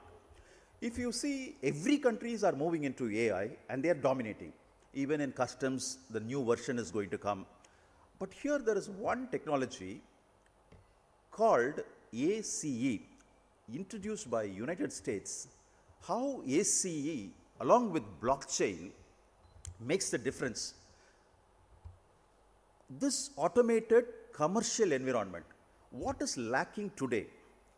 See me for a moment. What is lacking today? I have multiple departments in India. Multiple departments in India. Sorry? Yeah, screen I switched off. Yeah. For a moment, everybody are looking at the screen. So, there are multiple departments in India. How do these departments coordinates with each other? For example, customs is just moving in a taxation front. Indirect taxation and direct taxation, data are getting exchanged at the back end. But all your plannings, all the logistics champions plannings are summarized in this two English word called how do we reduce our cost? How do we reduce our turnaround time? These are the two parameters in which the entire industry evolves. When we do these two things together, from end to end when you move goods, there is a blockade technologically that we could not overcome this. In the year 2017, when we signed trade facilitation agreement, when we moved into TFA plus, when we are moving into different levels of models, we are not able to still overcome this one challenge. What is that one challenge? Captain Pankaj was mentioning about bill of lading. If anyone wants to understand international trade evolves around a few documents. What are those documents? Invoice, packing list, bill of lading. These documents contain certain information. Hypothetically, let's take each document contains 10 information. So altogether you have 30 information. 30 information, just I'm hypothetically saying because I don't know how many informations are there, hypothetically. If 30 information is generated from the shipper's ERP, it is converted into a document, given to the custom brokers or the forwarders. Again, that goes into a process. Again, after 1, 2, 3, 4 value addition, it moves into an IceGate. Again, it is getting converted into something 1, 2, 3, 4 and pops up into the RMS. From RMS, it goes either here for a self-assessment or it is out. And again, for audit purpose, the same document. If you see all this getting evolved with these 3 main documents plus some ancillary document. 3 main documents found its path, but the ancillary documents, we call it as PGAs or OGAs, are currently a big perennial problem for the global trade, not only in India, across the world. So USA brought out this one good thing called ACE 2.0, where they brought interoperability, the word called interoperability, how this works interoperability, it connects various systems in a real time through blockchain, which means in simple way, if I file a bill of entry, same time it's visible to FSAI. If FSAI is giving an NOC, same time live it's visible to customs. So what is the perennial problem today Indian customs is facing for not able to implement this? Because there is a layer which needs to sit on top of it, which needs to overcome. The problem statement has been clearly identified. So US has implemented it, and they have shown to the world with the W3C how successfully this is working and how this is going to be the game changer for the rest of the country to reduce the cost. So the first point, if you want to understand, the concept of interoperability will be emerging in 2026. Right. Having said that, how other countries are moving in. If you see the screen is not positioned properly, if you see United States, European Union, China, Singapore, we have IceGate, Japan, we all look up to another country saying every countries are moving into one or other way to see how global interoperability can be achieved. Now we talked about the systems of 56 PGS within India. In fact, in the last year there was a conference called AIO conference held in Delhi, where they spoke called something known as single government AIO. Those people who are accredited with AIO should be given something known as SGAIO. Currently, Brazil customs and South African customs are using this. How this can come to at least AIO operator so that more and more PGS will enroll into AIO scheme. So those people who are already an AIO accredited clients can access interoperability in no time. This is being discussed, not yet implemented yet. So what all of you need to understand, I say we live in a very interesting time, very interesting time. For you, when you see, once upon a time we used ChatGPT, then suddenly they say ChatGPT 2 version, 3 version, 4 version. Today, what is the latest version in ChatGPT? Can anyone respond? Maybe I'll ask the students. Can anyone respond? What is the latest version of ChatGPT? 5. Everybody says 5. So which means you are using 5. There is a paid version, ChatGPT, right? Okay. Have you ever noticed something interesting happened, which is supposed to happen in the month of August, which happened in the month of August ke baad? Yeah, supposed to happen in 27th July, it happened in the month of August. There was a shift in the global level from ANI to AGI. For us, it's only ChatGPT 5. Tomorrow it will be ChatGPT 6. Tomorrow that will be ChatGPT 7. But there was a big technical shift happened. Nobody knows. It all happened in a very subtle way. For you, 2000 become 2500, that's all. But here it calls wisdom for you to follow me. If you see what is AGI, where were we? What is ANI? Narrow. From narrow, we moved into a generative general intelligence. Now we are not here very closer to super intelligence that is likely to come. It's like a God level thinking. Okay, so how this comparative needs to be understood by a common man. Okay, technology is no longer evolving, it's accelerating towards a prophetic threshold. It's a statement, I will unfold it in a while. GPT isn't a smart chatbot. It sees, it hears, it reasons and it automates and it emulates human behavior. Can you believe this? The handheld device which you are currently holding is capable of doing this currently post August 6th. This isn't about productivity, this is about shifting control infrastructure as prophesied in the book of Revelation 13, which I will be putting it in the end slide.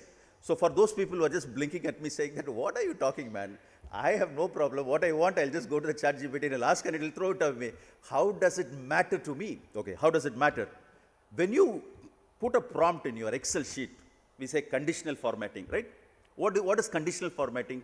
If Jayant Lapsia supposed to pay me 1 lakh rupees within 5 days, if 5 days exceeds, I put a conditional formatting saying, if it exceeds 5 days, alert me in a red color row. possible. Excel will alert conditional formatting. Everybody are using it. So how many command you are given? Either or. True. It acts. But in a chat GPT, to create every prompt, do you understand how many parameters it validates and gives you an answer? It's a question. Okay. You put a prompt. How do I approach this girl? Students. How do I convince my professor? How do you create a good notes or whatever thesis, projects? Okay. You put a prompt and it responds. Do you think how many parameters it validates and gives you that answer? Anybody can respond? Because when a ship was crossed in the Suez Canal, captain was asking a question. Do you know per day what was the loss? One person from this auditorium said $10 billion. Wow, that's a big amount. $10 billion, sir, per day? You said it right? 10 billion. Okay. Now I am asking the same question. If you put a prompt, how many parameters ChatGPT, normal generative intelligences, will validate and give you an answer? Anybody can respond? How many? 7 million. 7 million. Okay. Chandrasekhar said 7 million. Okay. Let's hear from the latest. Sorry, sir? Several millions. Okay. Not 7 million. Several millions. Okay. Very good. Anyone else? Other than the knowledgeable people. Anyone else? Participants? Surely if you give a right answer, I will not give a gift. You can answer now. Nothing wrong. Camera is not recording you. So nobody face will come. So you can say something. 50,000. Jayant Lapse says very moderate person. 50,000. Okay. Okay, let's see. People are just wondering. What is ChatGPT is doing? It is validating 1 quadrillion parameters. How many? We are struggling to understand what is the difference between million, billion, and now you are talking about something quadrillion parameter. What is quadrillion? We'll have to have a session on that. I know Jayant will ask like that, so I come very prepared for all of you. Okay, now you see, Jayant, you read the first line. What it says? 1 quadrillion is equal to, even if you start counting one number every second, it would take 31 million years to count. That's quadrillion. If you had 1 quadrillion and spend 1 crore every minute, it would take nearly 20,000 years to finish it. That's 1 quadrillion. You want to see further? In the Bible, God blessed Abraham once. He said, come out. He doesn't have a child or children, no? So he said, I'm going to bless your descendants. Come and look at the stars and look at the sands in the sea. This is how I am going to bless you. That was a promise. I was just wondering which sea it was. Now, when I am verifying this with quadrillion, it says there are about 7.5 quintillion grain sands on all of the world beaches. A quadrillion is bigger than that. Hello, are you there? It's too much for us to comprehend this morning, right? All right. So let's go into the statistics. So when you see billion, it's 10 to the power of 9. But when you say quadrillion, it's 10 to the power of, can you see? Let me ask Advocate Ankush Mulik. What is the number which is there? What is equivalent to quadrillion? Or Ajay? Can you just tell me, Ajay? 10 to the power? You are not able to see that? 15. Wow. Jayant Lapse said 50,000. So where is 50,000? Where is 10 to the power of 5? 15. What kind of a time that we live in? Very interesting, no? Is it not very interesting? And we are now going to move into this space. This is like God level. This is like God level. Which means, okay, still people are just blinking at me saying that, what kind of a session that we are attending? Captain Pankaj just kept us so interesting with videos and with statistics. And Chandrasekhar said, you know, beautifully, this man coming and talking something which we never heard about it. What is this? You create a prompt and you say, check Jayant Lapse whether he is available next week for a coffee. You think that LLM can go and respond to you immediately? It won't. It will go, but it doesn't have an access to Jayant Lapse's computer, his calendar. So it will come back and say, I don't know. Suppose if you connect a LLM and it will go and verify and say, yes, his calendar is available, you can meet him. Point is clear. Suppose if I put another prompt to him saying that, go and check whether that day it will be raining or it will be a sunny day. It will say that I don't have an access. As long as you connect another LLM of AkuCheck, it will not tell what is the climate in, which means a big library, if you create a workflow, it will go and check that room and it will respond back to you based on the path that you created. This is fine. Now, what is going to happen in AGI regime? Probably, I don't know whether I have a slide. In AGI regime, you ask a question. For example, you keep a photo and you say, check what kind of a watch Jayant Lapsia is wearing. That's all the prompt. There is a photo. It gives you an answer about that, and also it gives you something. I found a pickle bottle behind Jayant Lapsia, which contains a label of FSAI. That FSAI label supposed to be, as per regulation 27, it should be 0.5 mm from the border, but this appears to be 0.7 mm. Did you ask for it? You did not ask. It started thinking, and it started giving you an answer. We have moved into this space currently. What we see is ChatGPT 5. Earlier when you put, it gives you an answer. Have you ever noticed it will say thinking? It takes time. It started thinking. That beast started thinking.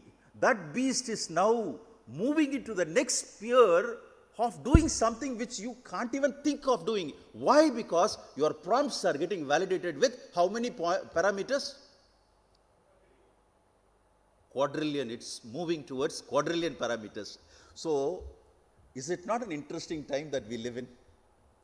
And I have a friend. Let me put it in a very simple way. How many of you are using Apple phones? Only 2 people. Nobody is lifting their hands now. Very good. Again, hypothetically, let's put an Apple phone can do minimum 2000 performance. Okay, hypothetically. 2000 is also a big number for you. We'll keep 200. How many command that we give to an Apple device on a daily basis? Maybe 3 or 4 or 10, 20. So we hold a device which is capable of validating your command with quadrillions. How we are using it. Zoho found out a solution, deploying AI agents and trying to replace jobs are going away, disappearing. This is all happening in which regime? AGI regime. But when ASI likely to come in 2027, followed by quantum technologies, which means it's God level thinking. I would like to stop there without amplifying it further. I am saying it's God level thinking. Imagine the time that we live in. We can't live a mediocre life anymore.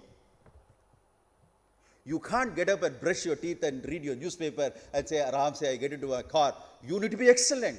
That's what I always say, this quote. Excellence is at the base of success.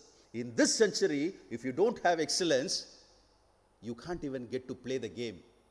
Someone said it in 1985. I am telling you, rephrasing it and saying, if you do not have this language, if you don't know how this language works, believe me, you will not get to play the game. Forget about your winning. You won't be able to get to play the game. Today, officers in customs are becoming obsolete. How many percentage do you know? A statistic says 67% of Indian officers, government bureaucrats, are not having any fundamental idea of what is happening. 67%. It is going to get replaced. Watch out what is on the trade side. All right, let's move on. ANI moved into AGI. We are in AGI. Red flags are up.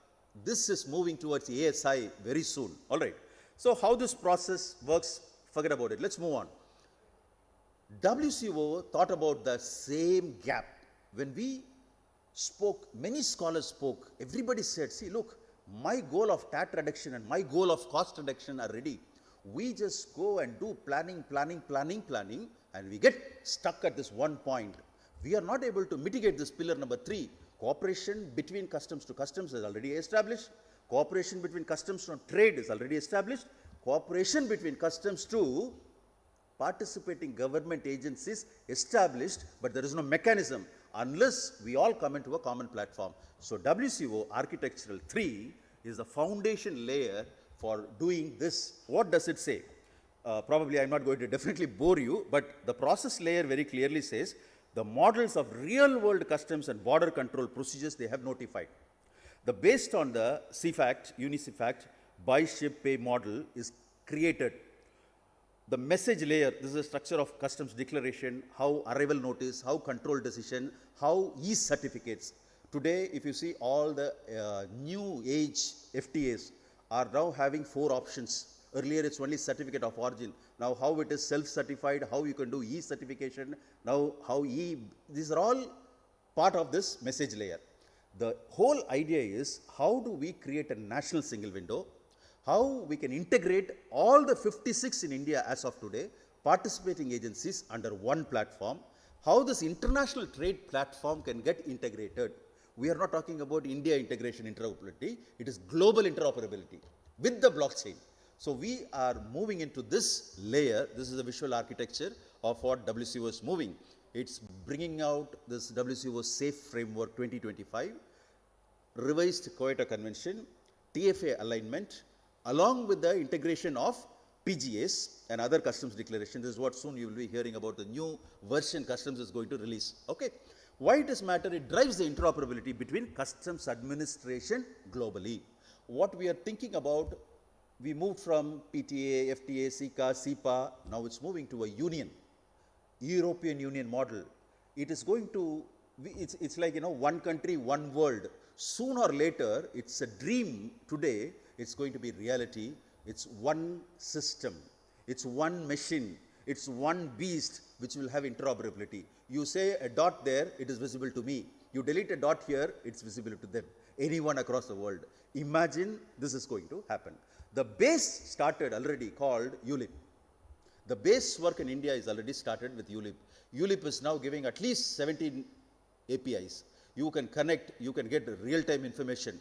Mr. Mulani invited the key person of ULIP a few years back in Chennai conference, and they themselves came and gave a demonstration. Do you know, the government is sitting silent? When Apple, Steve Jobs, when he created the machine, if you see, he always tells, we have to compete internally before we compete outside the world. Within Steve Jobs' office, there are people bring out prototypes and they compete internally. Likewise, in Government of India today, there are organizations, ULIP is known to you, there are organizations with the private participant, with the public and private money, organizations are created under Logistics Ministry. There are brilliant minds sitting and seeing how we can take goods from farmer and deliver to that end customer through a portal without charging anything. On record, I am making this declaration. Today, it is all in prototype, it's happening, how this is possible. Imagine this is how in advanced level, Government of India started working. So ULIP is also playing a vital role. For those people who do not know what is ULIP, just lay hands on it. It just gives a connection between many government departments. If you see early this year, our finance minister itself uttered a statement in the budget speech. She said that we are considering BTN. What does BTN stands for? There is a technology which unites bank, that's RBI Bank, Commerce Ministry, Finance Ministry, and all other ministries. Financial Express reported only once within a week's time. Nobody is talking about it. So think about, this is how the government is coming out. And this is the architecture of ULIP, what you see on the screen. Okay, that's not our discussion per se here. Let's move on. How the working method is, everybody needs to understand. You can track anything moves, and you can get the API, and you will be able to integrate with your LLM, and you'll be able to see the best out of it. All right, so you have IceGate, you have PCS, you have Concor is using DGFT, FSAs, and other air cargo systems are all actively using. All right. Now, benefits of ULIP, interoperability of ULIPs, these are the examples which we have done. Okay. Then coming to investigation. AI playing a very major role in AI investigations by predictive analytics, how traditional offenders can do it. So I think I would like to, keeping the paucity of time, I would like to skip this. Okay. I wanted you to focus on this one. See, these are the intelligence agencies that we have. RAW, you're known about it, NCB, narcotics, ED, CBI, Interpol, WLR, WCO, RILO. These are the agencies. Currently, they are all started exchanging informations within themselves, which is evident, which is not a very big discussion point for us. Let's focus on something here now, very interesting. How indirect taxes are connected with direct tax. This is again the transfer pricing and customs valuation modules at the back end. It's interconnected. There is a rule which came called GAR, General Anti-Avoidance Rule. So the layer of avoiding and management become thin currently. What is management? What is avoidance? There is a thin line.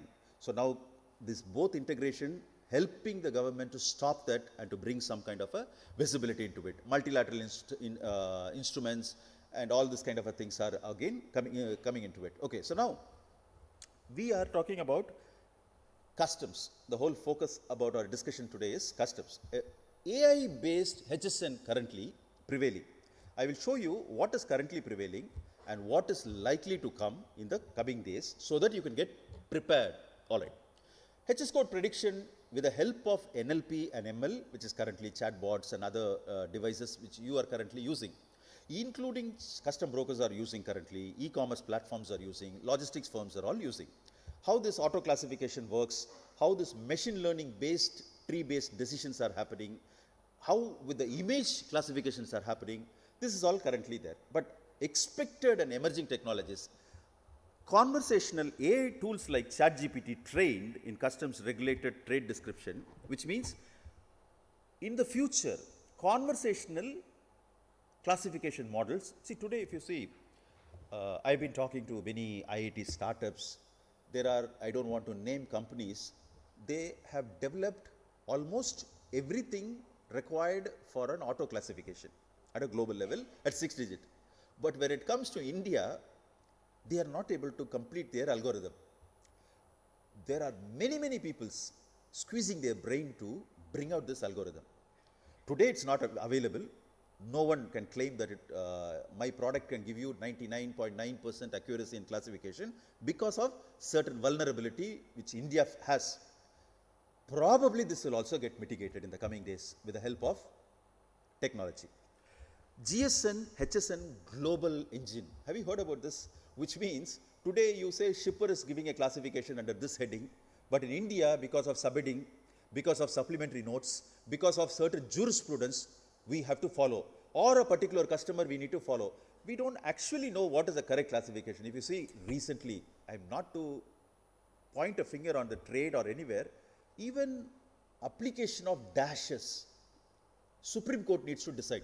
In the case of Mondelez, very clearly tribunal has said, this item which is in dispute for Mondelez needs to go under this dash. You have to see communion wafer is very different from chocolates. There is no good awareness about the application of dashes. What does 1 dash, 2 dash stands for? In India, litigations in customs, only HSN classification disputes are 63 to 67%. Can you believe this? Only HS related disputes. Where is the problem? Is the trade not able to understand? Is the officers are interpreted in a different way? Or is a machine is making a mistake? Somewhere there is a mistake. In spite of making the duties rational, still 63 to 67% is very unique.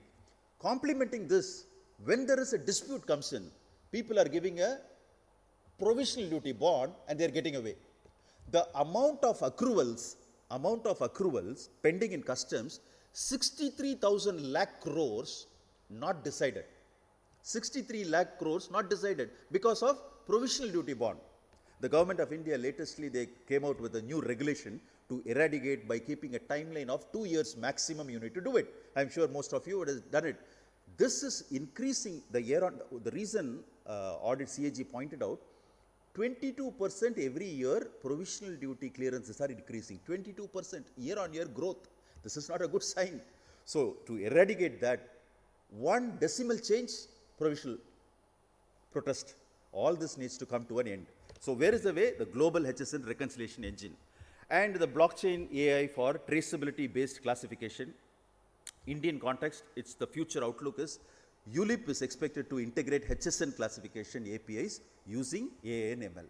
So probably ULIP is working on that front. So the result is that we will get a good speed and accuracy and consistency and compliance as well as achieving the cost reduction. All right. Now, these are the benefit related to HSN. What about valuation? Valuation, see, there are times it's worth mentioning. If you are ever doing a related party transaction in this Indian country, it's a pain for you to finalize and get an order.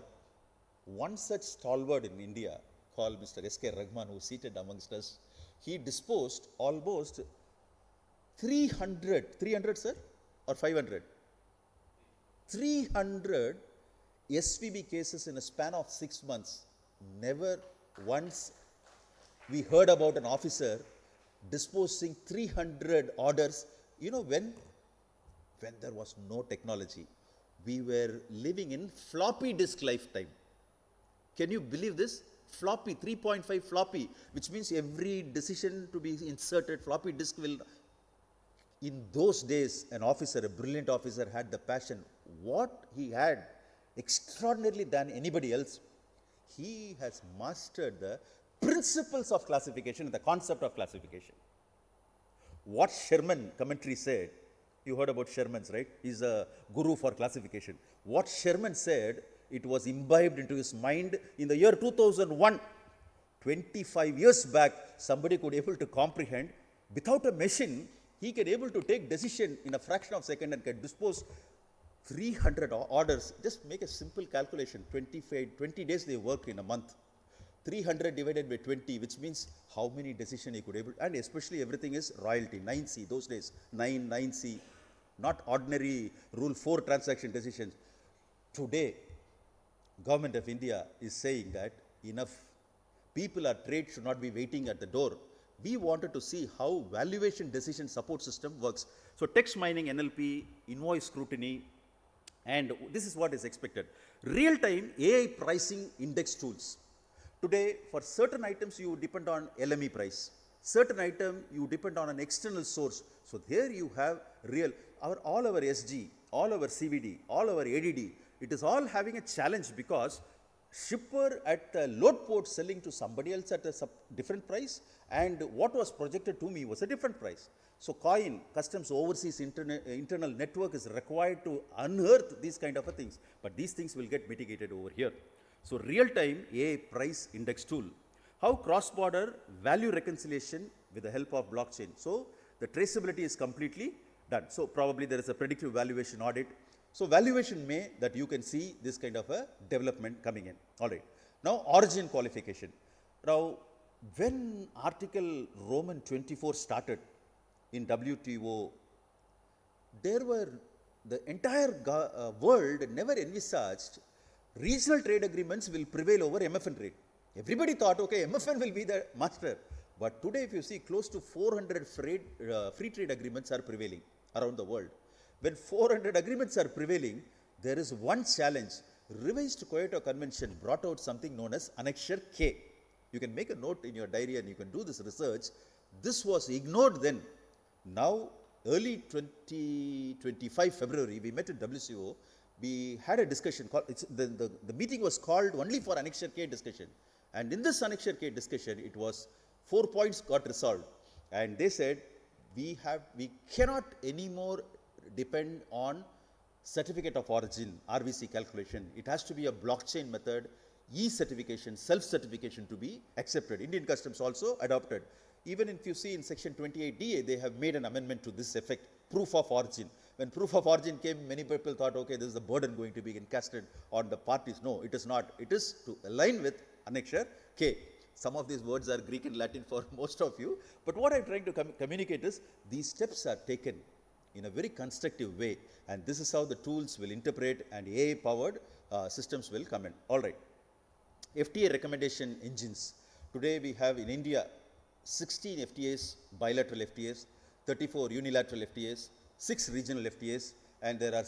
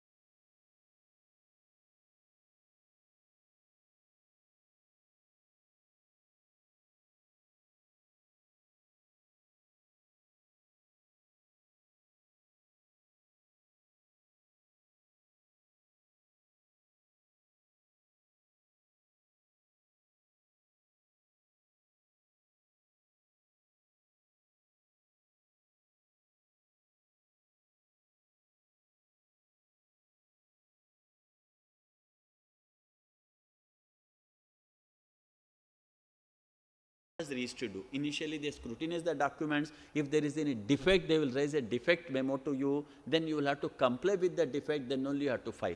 Remember, the date of filing of appeal is considered as when you get your appeal number. Suppose you file, if it is in defect, you do not attend to it, you cannot claim tomorrow saying that I filed within 3 months, it was in defect for so. No, no, no. It is the date on which appeal number is allotted to you. That is, after you cure the defect, then only it is caught. Then you will go ahead for hearing and final order will come. I have given here very detailed. I will cover as and when required. As I mentioned it to you, generally, this is again no sacrosanct. Generally, initial filing will take 1 to 3 days. Day 4 to day 15, they will scrutinize it. Within 15 days, they will scrutinize. Then they raise a defect memo to you. Once defect memo is raised, within 15 days, it has to be cured. Either you cure or they will reject your application. Then once it is done, then registration will be done. Then it will be taken up for the hearing. How they will hear, whether they will do bunching or they are going to do priority hearing, that is considering various factors. But my advice here is, this is what exactly last year I have told it to you. This is very, very important slide. I want you to assess whether it is worth filing an appeal or not. On this alone, last year I have dwelt almost for 45 minutes.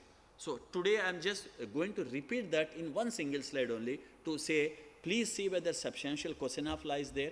Please see whether procedural compliance is there. Please see whether evidence evaluation is there. If you are satisfied that your legal grounds are strong, then only you shall file an appeal. Otherwise, I personally feel it is waste of time for both you as well as the department. As I mentioned to you, pre-filing preparation is mandatory. One has to do it very carefully. Gather all the relevant documents and evidence. Be prepared because you are heading for a war. And you know the result of war, either you win or lose, or the case may be remanded back to the original adjudicating authority. And in this case, I want to scare you. In case you lose the case in appellate tribunal, if you want to go in appeal to High Court or Supreme Court, you have to deposit the entire amount. Unlike in existing law of central excise or customs or that. In case you are disputing, aggrieved, the appellate authority is the final fact-fighting authority in the country. High Court and Supreme Court are not going to get into facts. They are only going into question of law. Under 119 section, here you are only depositing 10% of the disputed amount. If you want to be aggrieved of this order, if you want to go in appeal to High Court, you have to deposit the entire aggrieved amount, entire disputed amount. That is almost like you are paying the entire amount, then only you can go in appeal. So that is why your preparation has to be very strong when you go in appeal here. In CESTAT, only advocates appear. Here, cost accountants are there, chartered accountants are there. All of them are going to apply their mind and prepare your appeal application. Pre-deposit, I mentioned to you n number of times that once you pay, you have to intimate the jurisdictional officer that you have paid. You can adjust from DRC 03 and you can even pay it from the credit ledger or debit ledger. And pre-filing, and I mentioned it to you, document preparation, I mentioned it to you that fill in the form appeal memorandum. There is a fee also. There is a court fee that is required to pay. This is not refundable. Court fee is around 1,000 rupees of every 1 lakh rupee that you are disputing. My advice to you is prepare your comprehensive list of documents, arrange the documents in chronological order, create a proper index, everything online. This has to be uploaded onto the line. And when you do the appeal submission also, appeal should be done within the time period, include all required documents, pay prescribed life fee, obtain acknowledgement from the online system as well as from the registry. Essential document checklist also I have given here.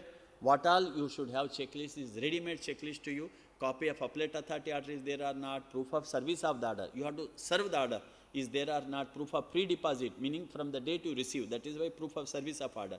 Pre-deposit payment is there or not, appeal memorandum, GST1 is there, list of documents are there, not supporting documents are all this enclosed in a chronological order. Because for the deficiency of the document, you may lose case also. So that is why I am telling you supporting documents I have listed separately, lower adjudicating authority, or if you are depending upon pure case laws, then you are having some test reports, then you are having some wakalatnama or authorization to your authorized representative who is going to appear there.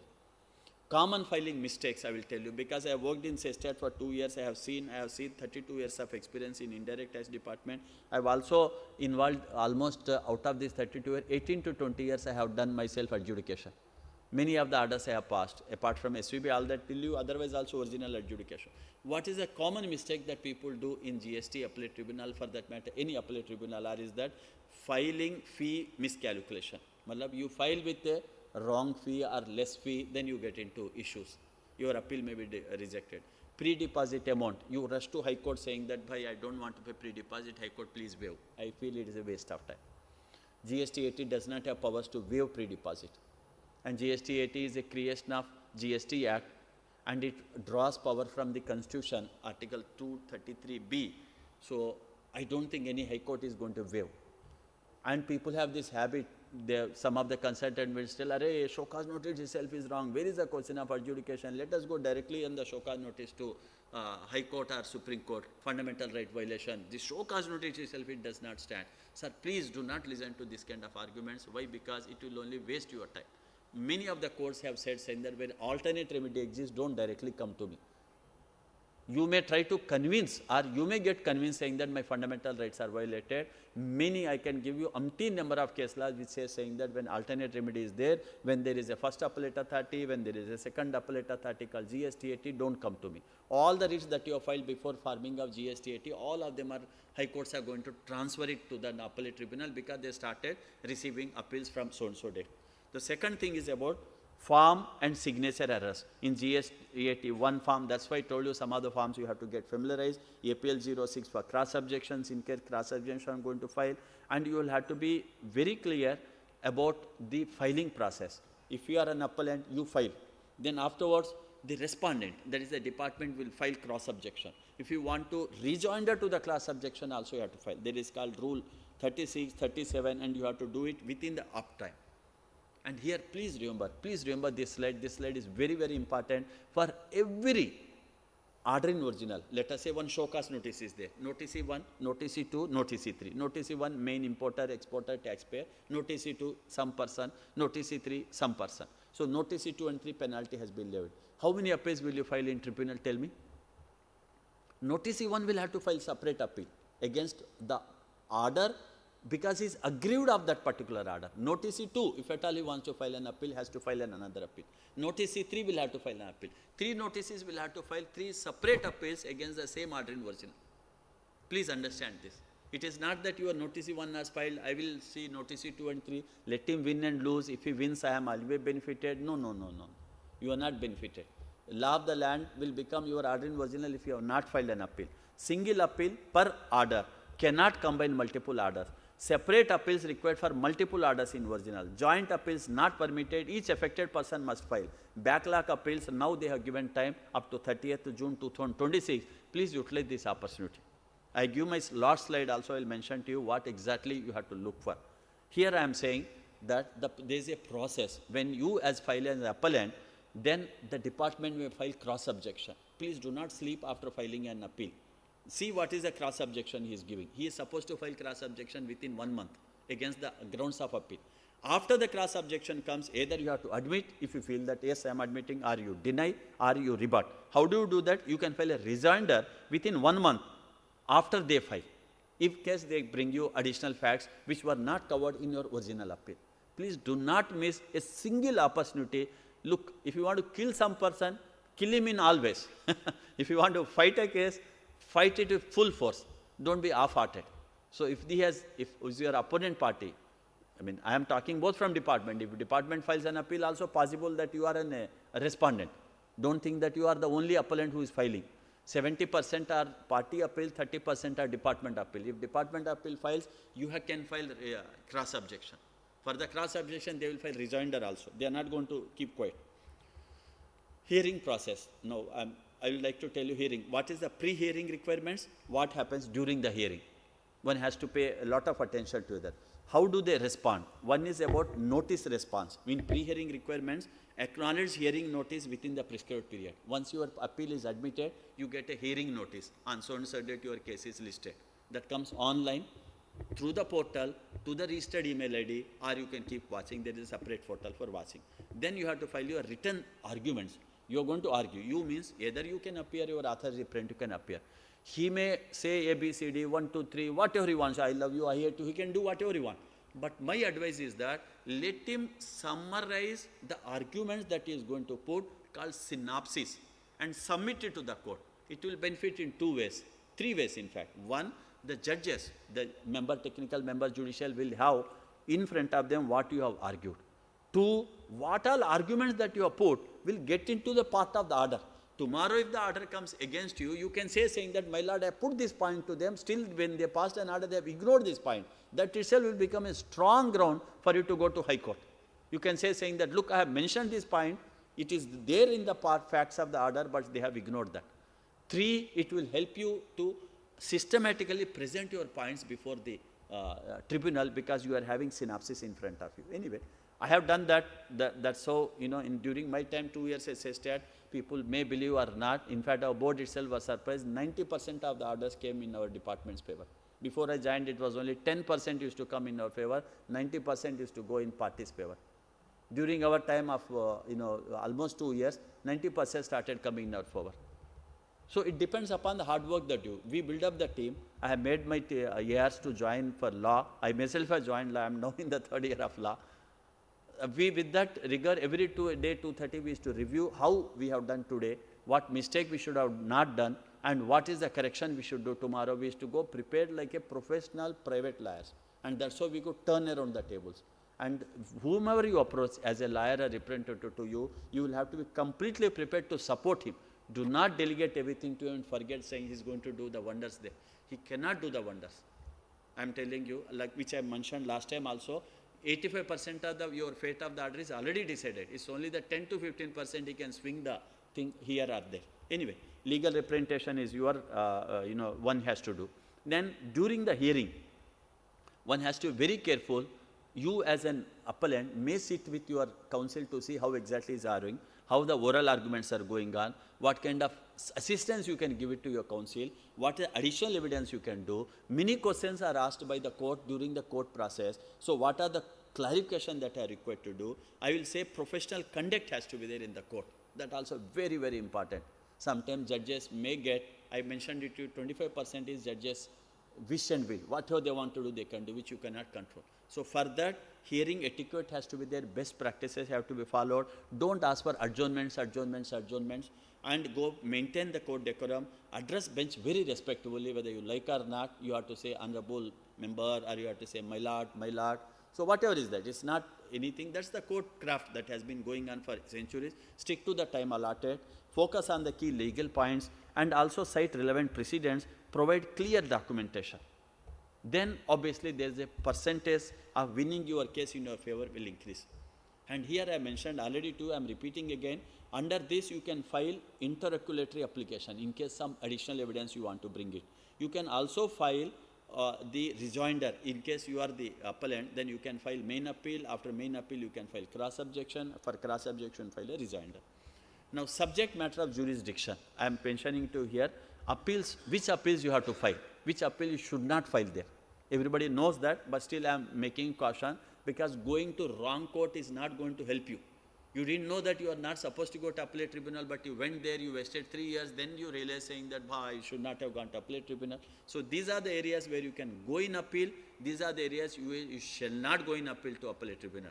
I mentioned it here, appeals against the first appellate authority, yes. Appeals against the revisional authority order, yes. Any appeals under the GST related acts, yes. Cross objections, yes. But what is no? What is no is appeals orders from the GST orders, appeals from orders of GST officer. First level go to 107, you have to go to first appellate. You cannot directly come to second appellate authority. Writ petitions, if you have filed, kindly withdraw those, better rush them here. Constitutional challenges you are doing, you are telling saying that so-and-so rule is ultra-virus. Arey bhai, appellate tribunal is itself a statutory body created under the GST Act. It cannot have power to say this particular rule is ultra-virus or not. So why are we challenging that kind of things to them? You say rule itself is wrong. Sir, section itself is wrongly done. For that you have to go to High Court, not to the appellate tribunal. Don't waste time of appellate tribunal. Appellate tribunal is not going to give any judgment on that. Appeals beyond the prescribed time limit, no point going there. Present stat has power to waive even up to X number of years. GST at appellate tribunal do not have power to waive beyond 3 + 3 months. Matters where pre-deposit is not paid, please don't waste your time without doing pre-deposit, because it is a deposit. It will come back to you. In fact, I will tell you one more thing. It will come back to you with interest. Please kindly read section 115. It says from the date of deposit you have done, if you win the case, you will get the entire principal amount along with 6% interest. From the date of deposit, not from the date of even receipt of the order. Whereas department keep arguing many courts, and department got favorable order saying that it should be after the order comes in their favor, 3 months after that if I delay, I will give interest. But law as on date says, 115 section, if you want you can read in CGST, it says the pre-deposit that you have done will come back to you with interest from the date of deposit to the date on which they refund it to you. Whether department will agree and follow that or let me not argue with you, but that is the law that says. Now hearings before GST I am saying, hearing should be generally on physical mode only. When you file an appeal, even though it is done online, forms, everything is online, paper book is not there, but they are going to hear you physically. They are going to listen to you, they are going to ask you questions, they are going to form an opinion, then they pass an order. If you want, you are sitting in Bombay, but I want to attend at Gujarat, then you can ask for virtual mode. Non-appearance is very, very dangerous. You file an appeal, you don't appear. They are not going to adjourn that. They are going to decide on the basis of whatever the facts that are available. Imagine the courts are going to start on first week of December. They have 4.5 lakh appeals pending all over India. 31 benches to sit and decide this 4.5 lakhs appeal, even assuming X number per day, and 4 people deciding to separately also, they will not be able to dispose 4.5 lakhs in another 2 years to come. Forget about incoming flow. It is not humanly possible to dispose 4.5 lakhs appeal unless they do some bunching and do all that. That's a different topic. What I am trying to say from your point of view is that don't seek adjournment, don't absent yourself from the court. Not more than 3 adjournment they give. If you have serious problem, seriously you have something, you can seek 1 adjournment, 2 adjournment, 3 adjournment, beyond 3. Please, adjournments is a viral fever. Please don't go for it. Sitting hours are 10:30 to 4:30, you can't make them sit beyond 4:30, they simply get up and go because they cannot sit beyond 4:30. It is not possible. Judges also, judges means members, morning to evening they have to hear so many cases, and next day morning again they have to be there. And whatever they hear, they have to remember, they have to pass an order. They have a lot of pressure before next day, and Monday to Friday is working. So they don't sit beyond 4:30. So kindly ensure saying that whatever the arguments to be done, within that, your lawyer goes prepared, he wants to argue for 2 hours, but if time gets over, nothing can be done. Important notes which I wanted to tell you is that if it is only penalty only cases, generally it happens with CHS, generally it happens with co-notices who have played major role, you will have to pay the pre-deposit, go and appeal. Getting a stay order is not possible. Practically I am telling you, from tribunals getting a stay is very difficult. You may get a stay for a different aspect at High Courts and Supreme Court. Tribunals generally do not give stay. Maximum they can give you saying that, okay, I will hear the case early. I cannot give stay. Stay means actually if you, let's say 100 rupees is disputed, you have deposited 10 rupees, that is 10% pre-deposit. For the balance 90 rupees, it is automatic stay. Department cannot come to you say that give me the balance 90 days because your case is pending, I am not going to. No, you get an automatic stay for the balance amount. But trying for a stay, officially I am not saying, is a futile exercise and waste of time. So getting stay is very difficult, and you can only get early hearing application. As I have already mentioned it to you, in general time scale is that it takes 5 to 10 days for the registry, defects clear in 15 days, another 45 days to list. Generally first hearing you will get within 2 to 3 months. And after hearing it, they pass an order as early as possible. And here, unlike other tribunals, who can appear, who cannot appear also I am clearly very showing that representatives, your relative can appear, advocate can appear, chartered accountant can appear, company secretary can appear, your caste accountant can appear, any retired officer can appear, any authorized GST practitioner can appear. It is not that you have to only ask for a lawyer to appear, it's not only you have to ask any person to appear. These are the people who can appear on your behalf, on the appellant. Who shall not appear are this. If he is dismissed or removed from government service, if any officer, please don't go behind him, he may be very intelligent, but he cannot appear. Even if he appears, forget about merits of the case, on this process alone, technical ground, the entire appeal will be rejected and it will not be having. Suppose some guilty or misconduct, insolvents, all those. And abatements may happen. Abatements may happen if the appellant dies, whoever files an appeal. Or if it is adjudicated as insolvent, company gets into insolvency, or company being wound up, then abatement, the appeal itself gets abated. So one has to be very careful on that. Post-hearing, meaning after the hearing is over, after that, then what happens? I want to give a glimpse of it. After the hearing, case received for judgment, case is resolved. Once the hearings are over, on the final hearing they're saying that the order is resolved. then they start preparing the order. So at that time, if you want to really submit after the hearing, generally they don't admit any additional arguments, additional submissions. Because the day you give as appellant, the judge as a neutral person has to share that with the respondent also. You cannot give any submissions after the hearings are over. Additional requirement, if permitted only you can give. Or sometimes they will say, okay, fine, you have argued the case from morning to evening or 2 days, just summarize and give a short note. They may say, judges may say. So, but generally it may not work, and one has to be very careful during, after the hearing.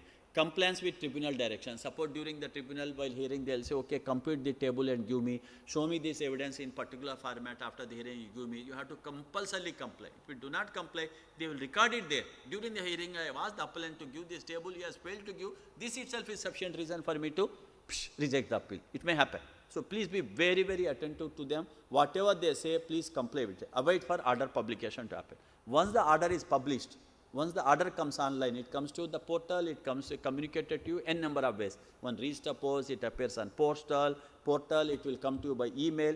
Please see what is the content of the order. Comply with the order. First is comply with the order. Further appeal, if you want to go, go. 100% go. If you feel saying that it has to be done, go. But as I mentioned to you, 119 section says that you have to deposit the entire amount before you go. It's not a pre-deposit. You have to pay the entire amount.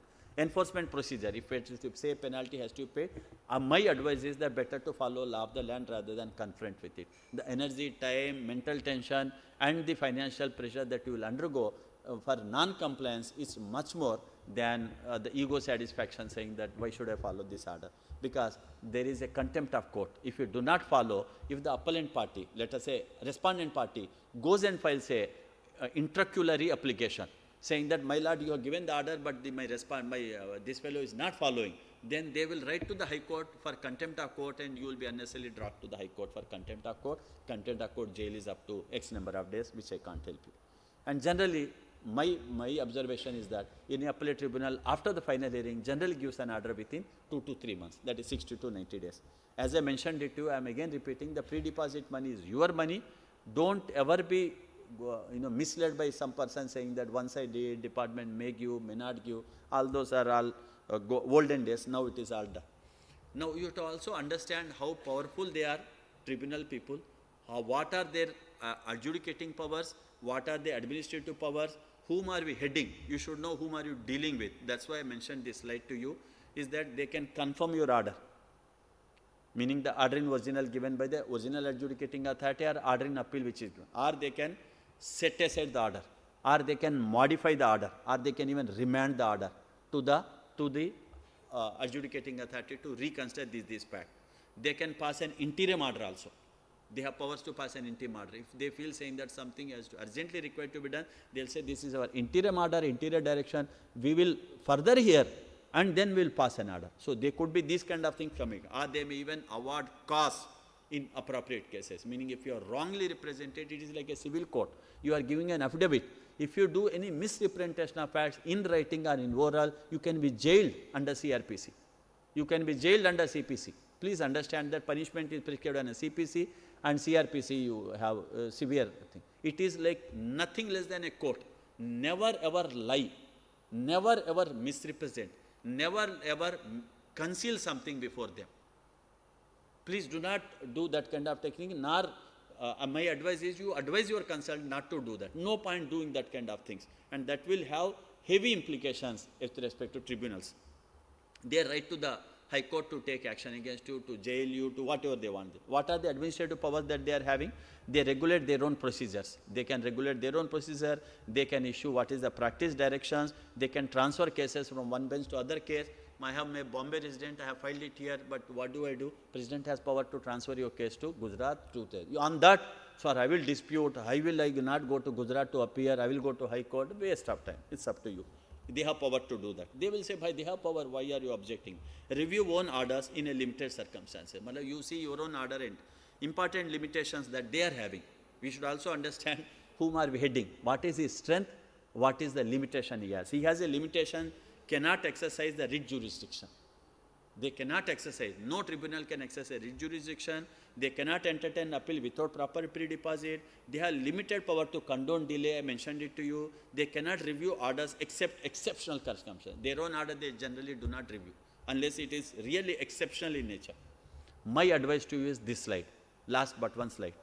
My advice is that because now appeals are opened up, GSTAT started inviting appeals. Please, please review all the orders that have come to you. If you are a company, if you are an importer, if you are there, all the first applied orders. Why I am saying, generally you think saying that order has come in favor, why should I review? Please do not forget that order is in your favor, the respondent is department may be filing an appeal. You kindly review all your order in appeal, whether they are in favor or against you. All the revision orders given by the appropriate authorities also kindly review. Be prepared, because this may be issue pertaining to 2017, 18, 19, 20, 21, 22, 23, 24. You might have even forgotten saying that I have disputed this issue. Department's window is opened up now. Up to 31st, one window and second window is now open there. Up to 30th June 2026, department is going to file, because they know very well saying that higher forum already passed in their favor. You think saying that you don't. Please remember one thing in indirect taxation, if you have already supplied to your recipient, you have supplied with 100 plus 12, 112 GST, recipient has already gone. But today department will wake up and open up in the GST appellate tribunal, they get an order in your favor, you have to pay from your pocket. Your recipient has already gone. It is indirect tax. You have to pay from your pocket. So that is why, please review all the orders in appeal and revision orders. Orders in favor of taxpayers, examining department is filing. Don't think saying that it's in your favor, why should I bother? Please keep watching if department is filing. Only advantage is that department will not file if it is below certain monetary limits. I mentioned this to you last time also. If the disputed amount is above 50 lakhs only, they go appeal. If they go below 50 lakhs, they do not go, otherwise cost will be imposed upon them. You will be lucky if it is amount involved is less than 50 lakhs. Review all writs. In case you have filed writ application or anything, it is pending in high courts or I have forgotten about it. No. Review all writs, because there is a possibility of this writs getting transferred here. It may be listed for hearing. Get the appeal prepared and file as per the staggering order. Please follow the staggering order. Why? Because you cannot be lazy or relaxing on that. If you try to file in another period, it may not get admitted. Legally, you can file up to that, but portal may not approve. Then you can't say portal was not admitting, hence I have filed it delayed. Nobody is going to take that, because it's a presidential order that has been given to follow the staggering order. Get the appeal prepared and file. Arrange relevant document evidence. Arrange your pre-deposit. Pre-deposit a huge amount, you will have to pull up your resources and arrange. And in case you have any doubt, or if you want to get in, generally people will give their email ID and phone number, but I cannot give my email ID phone number. I can only say these are the contact information. If you have any trouble, I am not owner of GSTAT. I am only a small technical member there. I will sit in my bench, which state bench they allotted to me. You are not supposed to contact me, because AILBIEA has invited me. I have just come to sensitize you about here. I have given you the contact numbers of them. GST registry. They are Delhi. They have state benches many places. Their email address I have given. You have any grievance, you have general information you want, you can talk to them. If you want to speak to them, registry phone number, help desk phone number. They have help desk also. They have a fax number, they have a toll-free number, you can talk to them. You have any doubt, you can approach them in official working hours, 9:30 to 5:30, irrespective of court hours. Court timings are different, 10:30 to 4:30. Registry works. Court holidays would be there, like High Court, Supreme Court holidays during Diwali and winter and summer. But courts may not be hearing, but the offices will be working. Registry is working in all working days of central government, so you can approach them Monday to Friday these timings, lunch breaks avoid, Saturdays also they work, and Sundays in holidays. This is the information I thought I'll share with you. I hope it is useful to you. I hope you will utilize this opportunity in a rightful manner, so that your duty, your whatever is your protected demand is not liquidated by any ignorance of knowledge. Thank you. Thank you once again for giving me a patient hearing. Thank you for giving me this opportunity. Any questions you have, something you can ask me. 1:30, correct.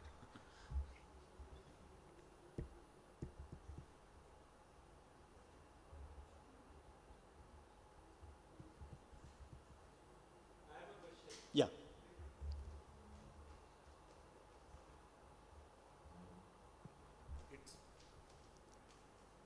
Hello. Hello.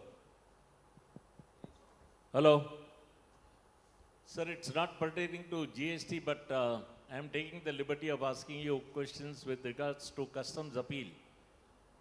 Now you said that once you file an appeal and it's not heard, you can't go to High Court or you can't go to Supreme Court, because they will say you first exhaust your remedy at the appellate level. But our problem is, at the appellate level, live consignments which are lying and are not heard, the appeal is not heard for say 1 year, 2 years, I continue to incur detention. In that case, can I still go to High Court and tell them, listen, my consignments are lying? The appellate commissioner has got a huge backlog. So what is the remedy? Because eventually, after 2 years, if the appellate commissioner hears my case and I lose the case, I am losing detention, I am losing the possession of the cargo, I am losing so many things. And then I go to High Court, Supreme Court. That is, my consignment is redundant. No, very, very perfectly said. See, customs is different from GST. GST is only the tax you have to pay. Today I clear my consignments, today I clear my clearances during the month of, let's say, November. I have to pay only tax by 20th of December. So tax payment and the supply dates are different, time of supply. Whereas in customs, it is a live environment. In minutes, consignments have to be cleared. In days, decisions will have to be taken. In case any such inordinate delay, which will have some evidence, which will have a financial constraint upon you, you are most welcome to go to High Court and get immediate directions from the High Court to here. I think you should do that. Before that, but because as a friend I am again saying, not as an official, before you go to the High Court, Commissioner appeal, unfortunately, in GST you have both Joint Commissioner appeal and Commissioner appeal. There is a huge mechanism. Whereas in here, you have only Commissioner appeals. So, but Commissioner appeal is under administrative control of Chief Commissioner.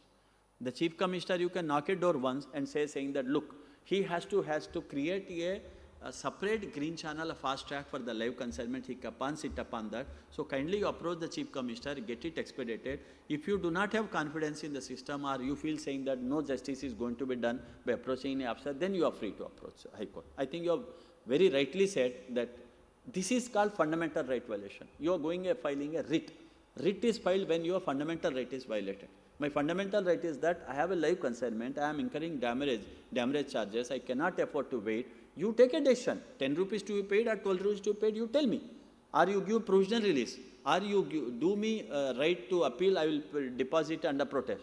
But you cannot hold my consignment. This is your right.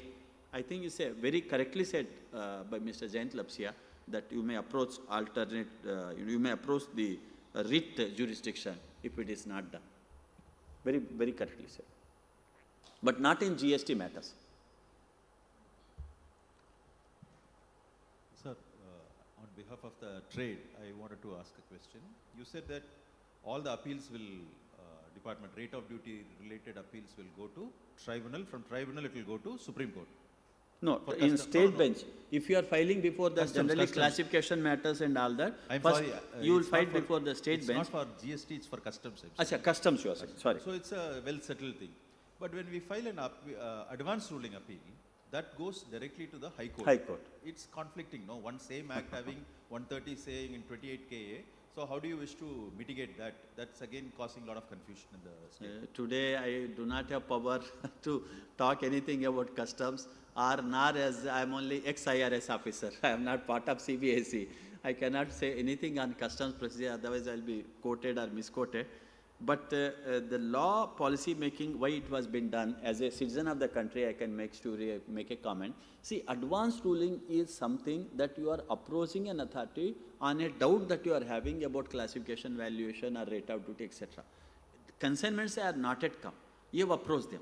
So he has given a decision. Now, problem with that is once he gives a decision, it is binding upon you. It's binding upon you or department which your direction that. Then you want to mitigate that binding upon you, you have to approach some way. And that's again fundamental right violation. Then better is to go to them, because even if you go to any appellate authority within the department, they are going to only saying that what advance ruling authority has said. So that is the logic with which we said. The problem with advance ruling is that it is not a precedent. If you have gone to advance ruling, the order is binding upon you, not upon him, not upon the rest of the country. And nobody can quote his advance ruling order as a precedent, as a case law, and get you an order in your favor.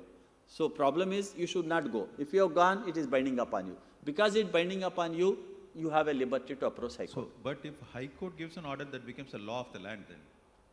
High Court gives an order on advanced ruling aspects, I think still you can go to Supreme Court. But if you feel you can afford that. Whereas in GST setup, we have seen this, we have visualized. I was involved in right from policy formation. There we have the advanced ruling authority at joint commissioner level. State level joint commissioner and central level joint commissioner both sit together and near your division, near your commissionerate. You know how many commissionerates are there in GST? I think 116, 120 in the country. So if you are a jurisdictional officer, you can rush to them and ask them what is that advanced ruling on that. So two joint commissioner, one from center sits together, pass an order. If you are aggrieved of that, then you can go to, there is an appeal mechanism kept that is called Appellate Advanced Ruling Authority. That consists of two chief commissioners, me, Chief Commissioner of Kerala, and my counterpart in the state, Commissioner of GST Kerala. We two sit together, we receive an appeal against the advanced ruling, then we pass an order. If you are aggrieved of our order, then you can go to High Court. That is how we have done in GST. But in customs, it is directly you have to go to High Court in case you have gone to the end. Nowadays, I think they are winding it off, no? They have only kept it Delhi, and most of the places, advanced ruling, they are winding it off. They are not keeping in customs.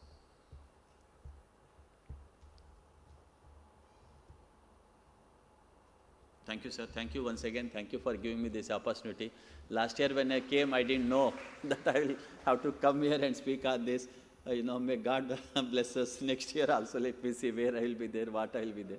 And thank you for giving me this opportunity. Thank you particularly to AILBIEA. I mean, I've been saying this from my heart that, we should grow together. AILBIEA should grow, you people should grow, entire country should grow, because my personal wish is that country is almost developed country. We are at a very critical stage. In another 1 or 2 years, we may become one of the top, world economic leaders. So at this stage, we shall not dispute. We should work like a team. We should work like a stakeholders.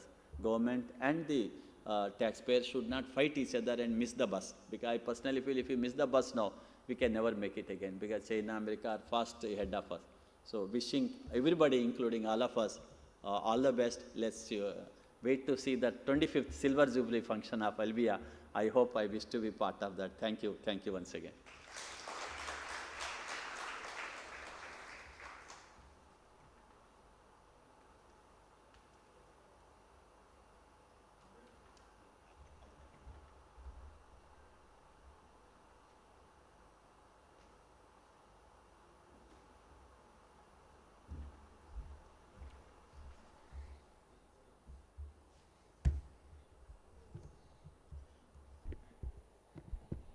Thank you so much, Rahman sir. So for our 25th year, you will by default be here, sir. It is going to be our pleasure that you will join us for the 25th year. Friends, with this we come to the conclusion of our business sessions. We were hopeful for representation from DG Systems to talk on the Custom Integrated System 2.0. Unfortunately, there have been there are ongoing system challenges due to several integration issues. Many of you in the trade here would have experienced either duty payments not being integrated or certain PGAs being stuck up in the system. And because of this, certain senior people were unable to either come here in person to speak on the CIS. What we at AILBIEA will do is we'll try to have a virtual session on the Custom Integrated System 2.0. If there are any questions that you have for any of our speakers, please feel free to reach out to us on email, or what we will do is we will circulate their presentations which will contain their contact details, and you're most welcome to reach out to them as well. Before we conclude, it is our duty to honor both our speakers in this session. So I'll request our committee members, Ashish sir, Mr. Ashish Modi and Mr. Bharat Trivedi, if you can please come on the dais to honor Dr. Joshua. Please. Yeah.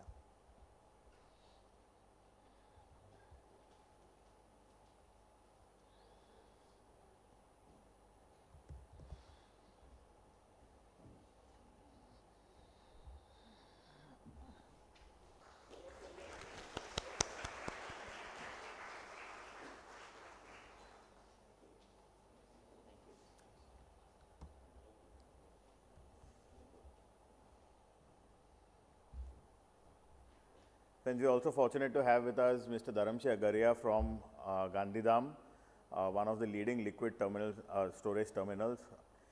So I'll request Agaria sir and Mr. Manik Nasta, senior committee member, to please join us on the dais to honor Sri S.K. Rahman sir.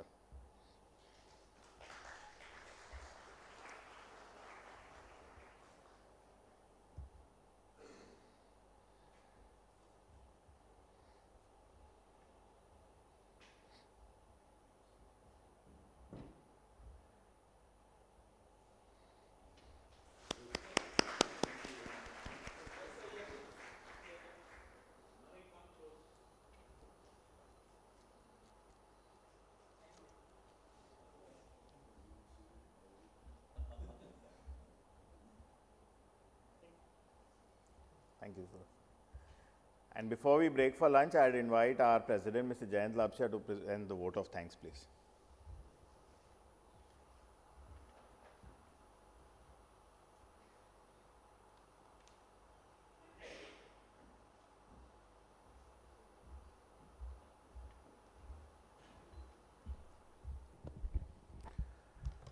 A very good afternoon to each and every one of you. At the stroke of lunch, vote of thanks, I am sure you will be wishing that it ends with just a thank you. No, it won't. We have to sincerely thank all the speakers who have done tremendous justice to this business conference. My only suggestion, advice to the members of AILBIEA and also the members who have attended this business conference, please never feel that whatever was discussed or whatever you heard, sometimes you may feel it may be irrelevant. Many times you may be surfing your mobiles trying to see what's happening in the office. Remember one thing in life, these are conferences where you need a break from your routine so that you can learn much more and give value addition to the work you are doing. Never underestimate yourself, saying that and restrict yourselves to see that I have to do only the documentation, nothing else. No, by listening to Chandrasekhar, even Captain Pankaj, Dr. Joshua and Mr. Rahman, lot of insights. It may not be relevant to you now, today, but tomorrow it will. And then you will realize that your participation in this seminar was worthwhile. And we at AILBIEA always strive to have these business seminars which are meaningful. Unfortunately, due to paucity of time, we could not extend the seminar because in the evening we have yet another big program. And of course, there it's a different ball game. But I'm sure in times to come, like Harsh said, we are planning to have more such knowledge-based seminars, virtual, that is through Zoom or whichever mode. Because unfortunately, when you have a conference or business, the participation levels seem to decline because now we are in an age where we are so much glued to our work that we feel if I go for a business seminar, I'll be wasting my time. The time you have spent here is the time well spent. So please be convinced, do not regret, and I wish to thank each and every one of you who have participated. And I also wish that in future, whenever such conferences are held by AILBIEA, trust me, it will be a win-win situation for you, more of knowledge, the knowledge which will come handy in future. Thank you, and please join us for a delicious lunch which is waiting for you. Thank you. And all the AILBIEA committee members, my request is that we have to meet post-lunch. So all the committee members of AILBIEA, please stay back in this hall. We will meet after the lunch to plan for the evening program. Thank you.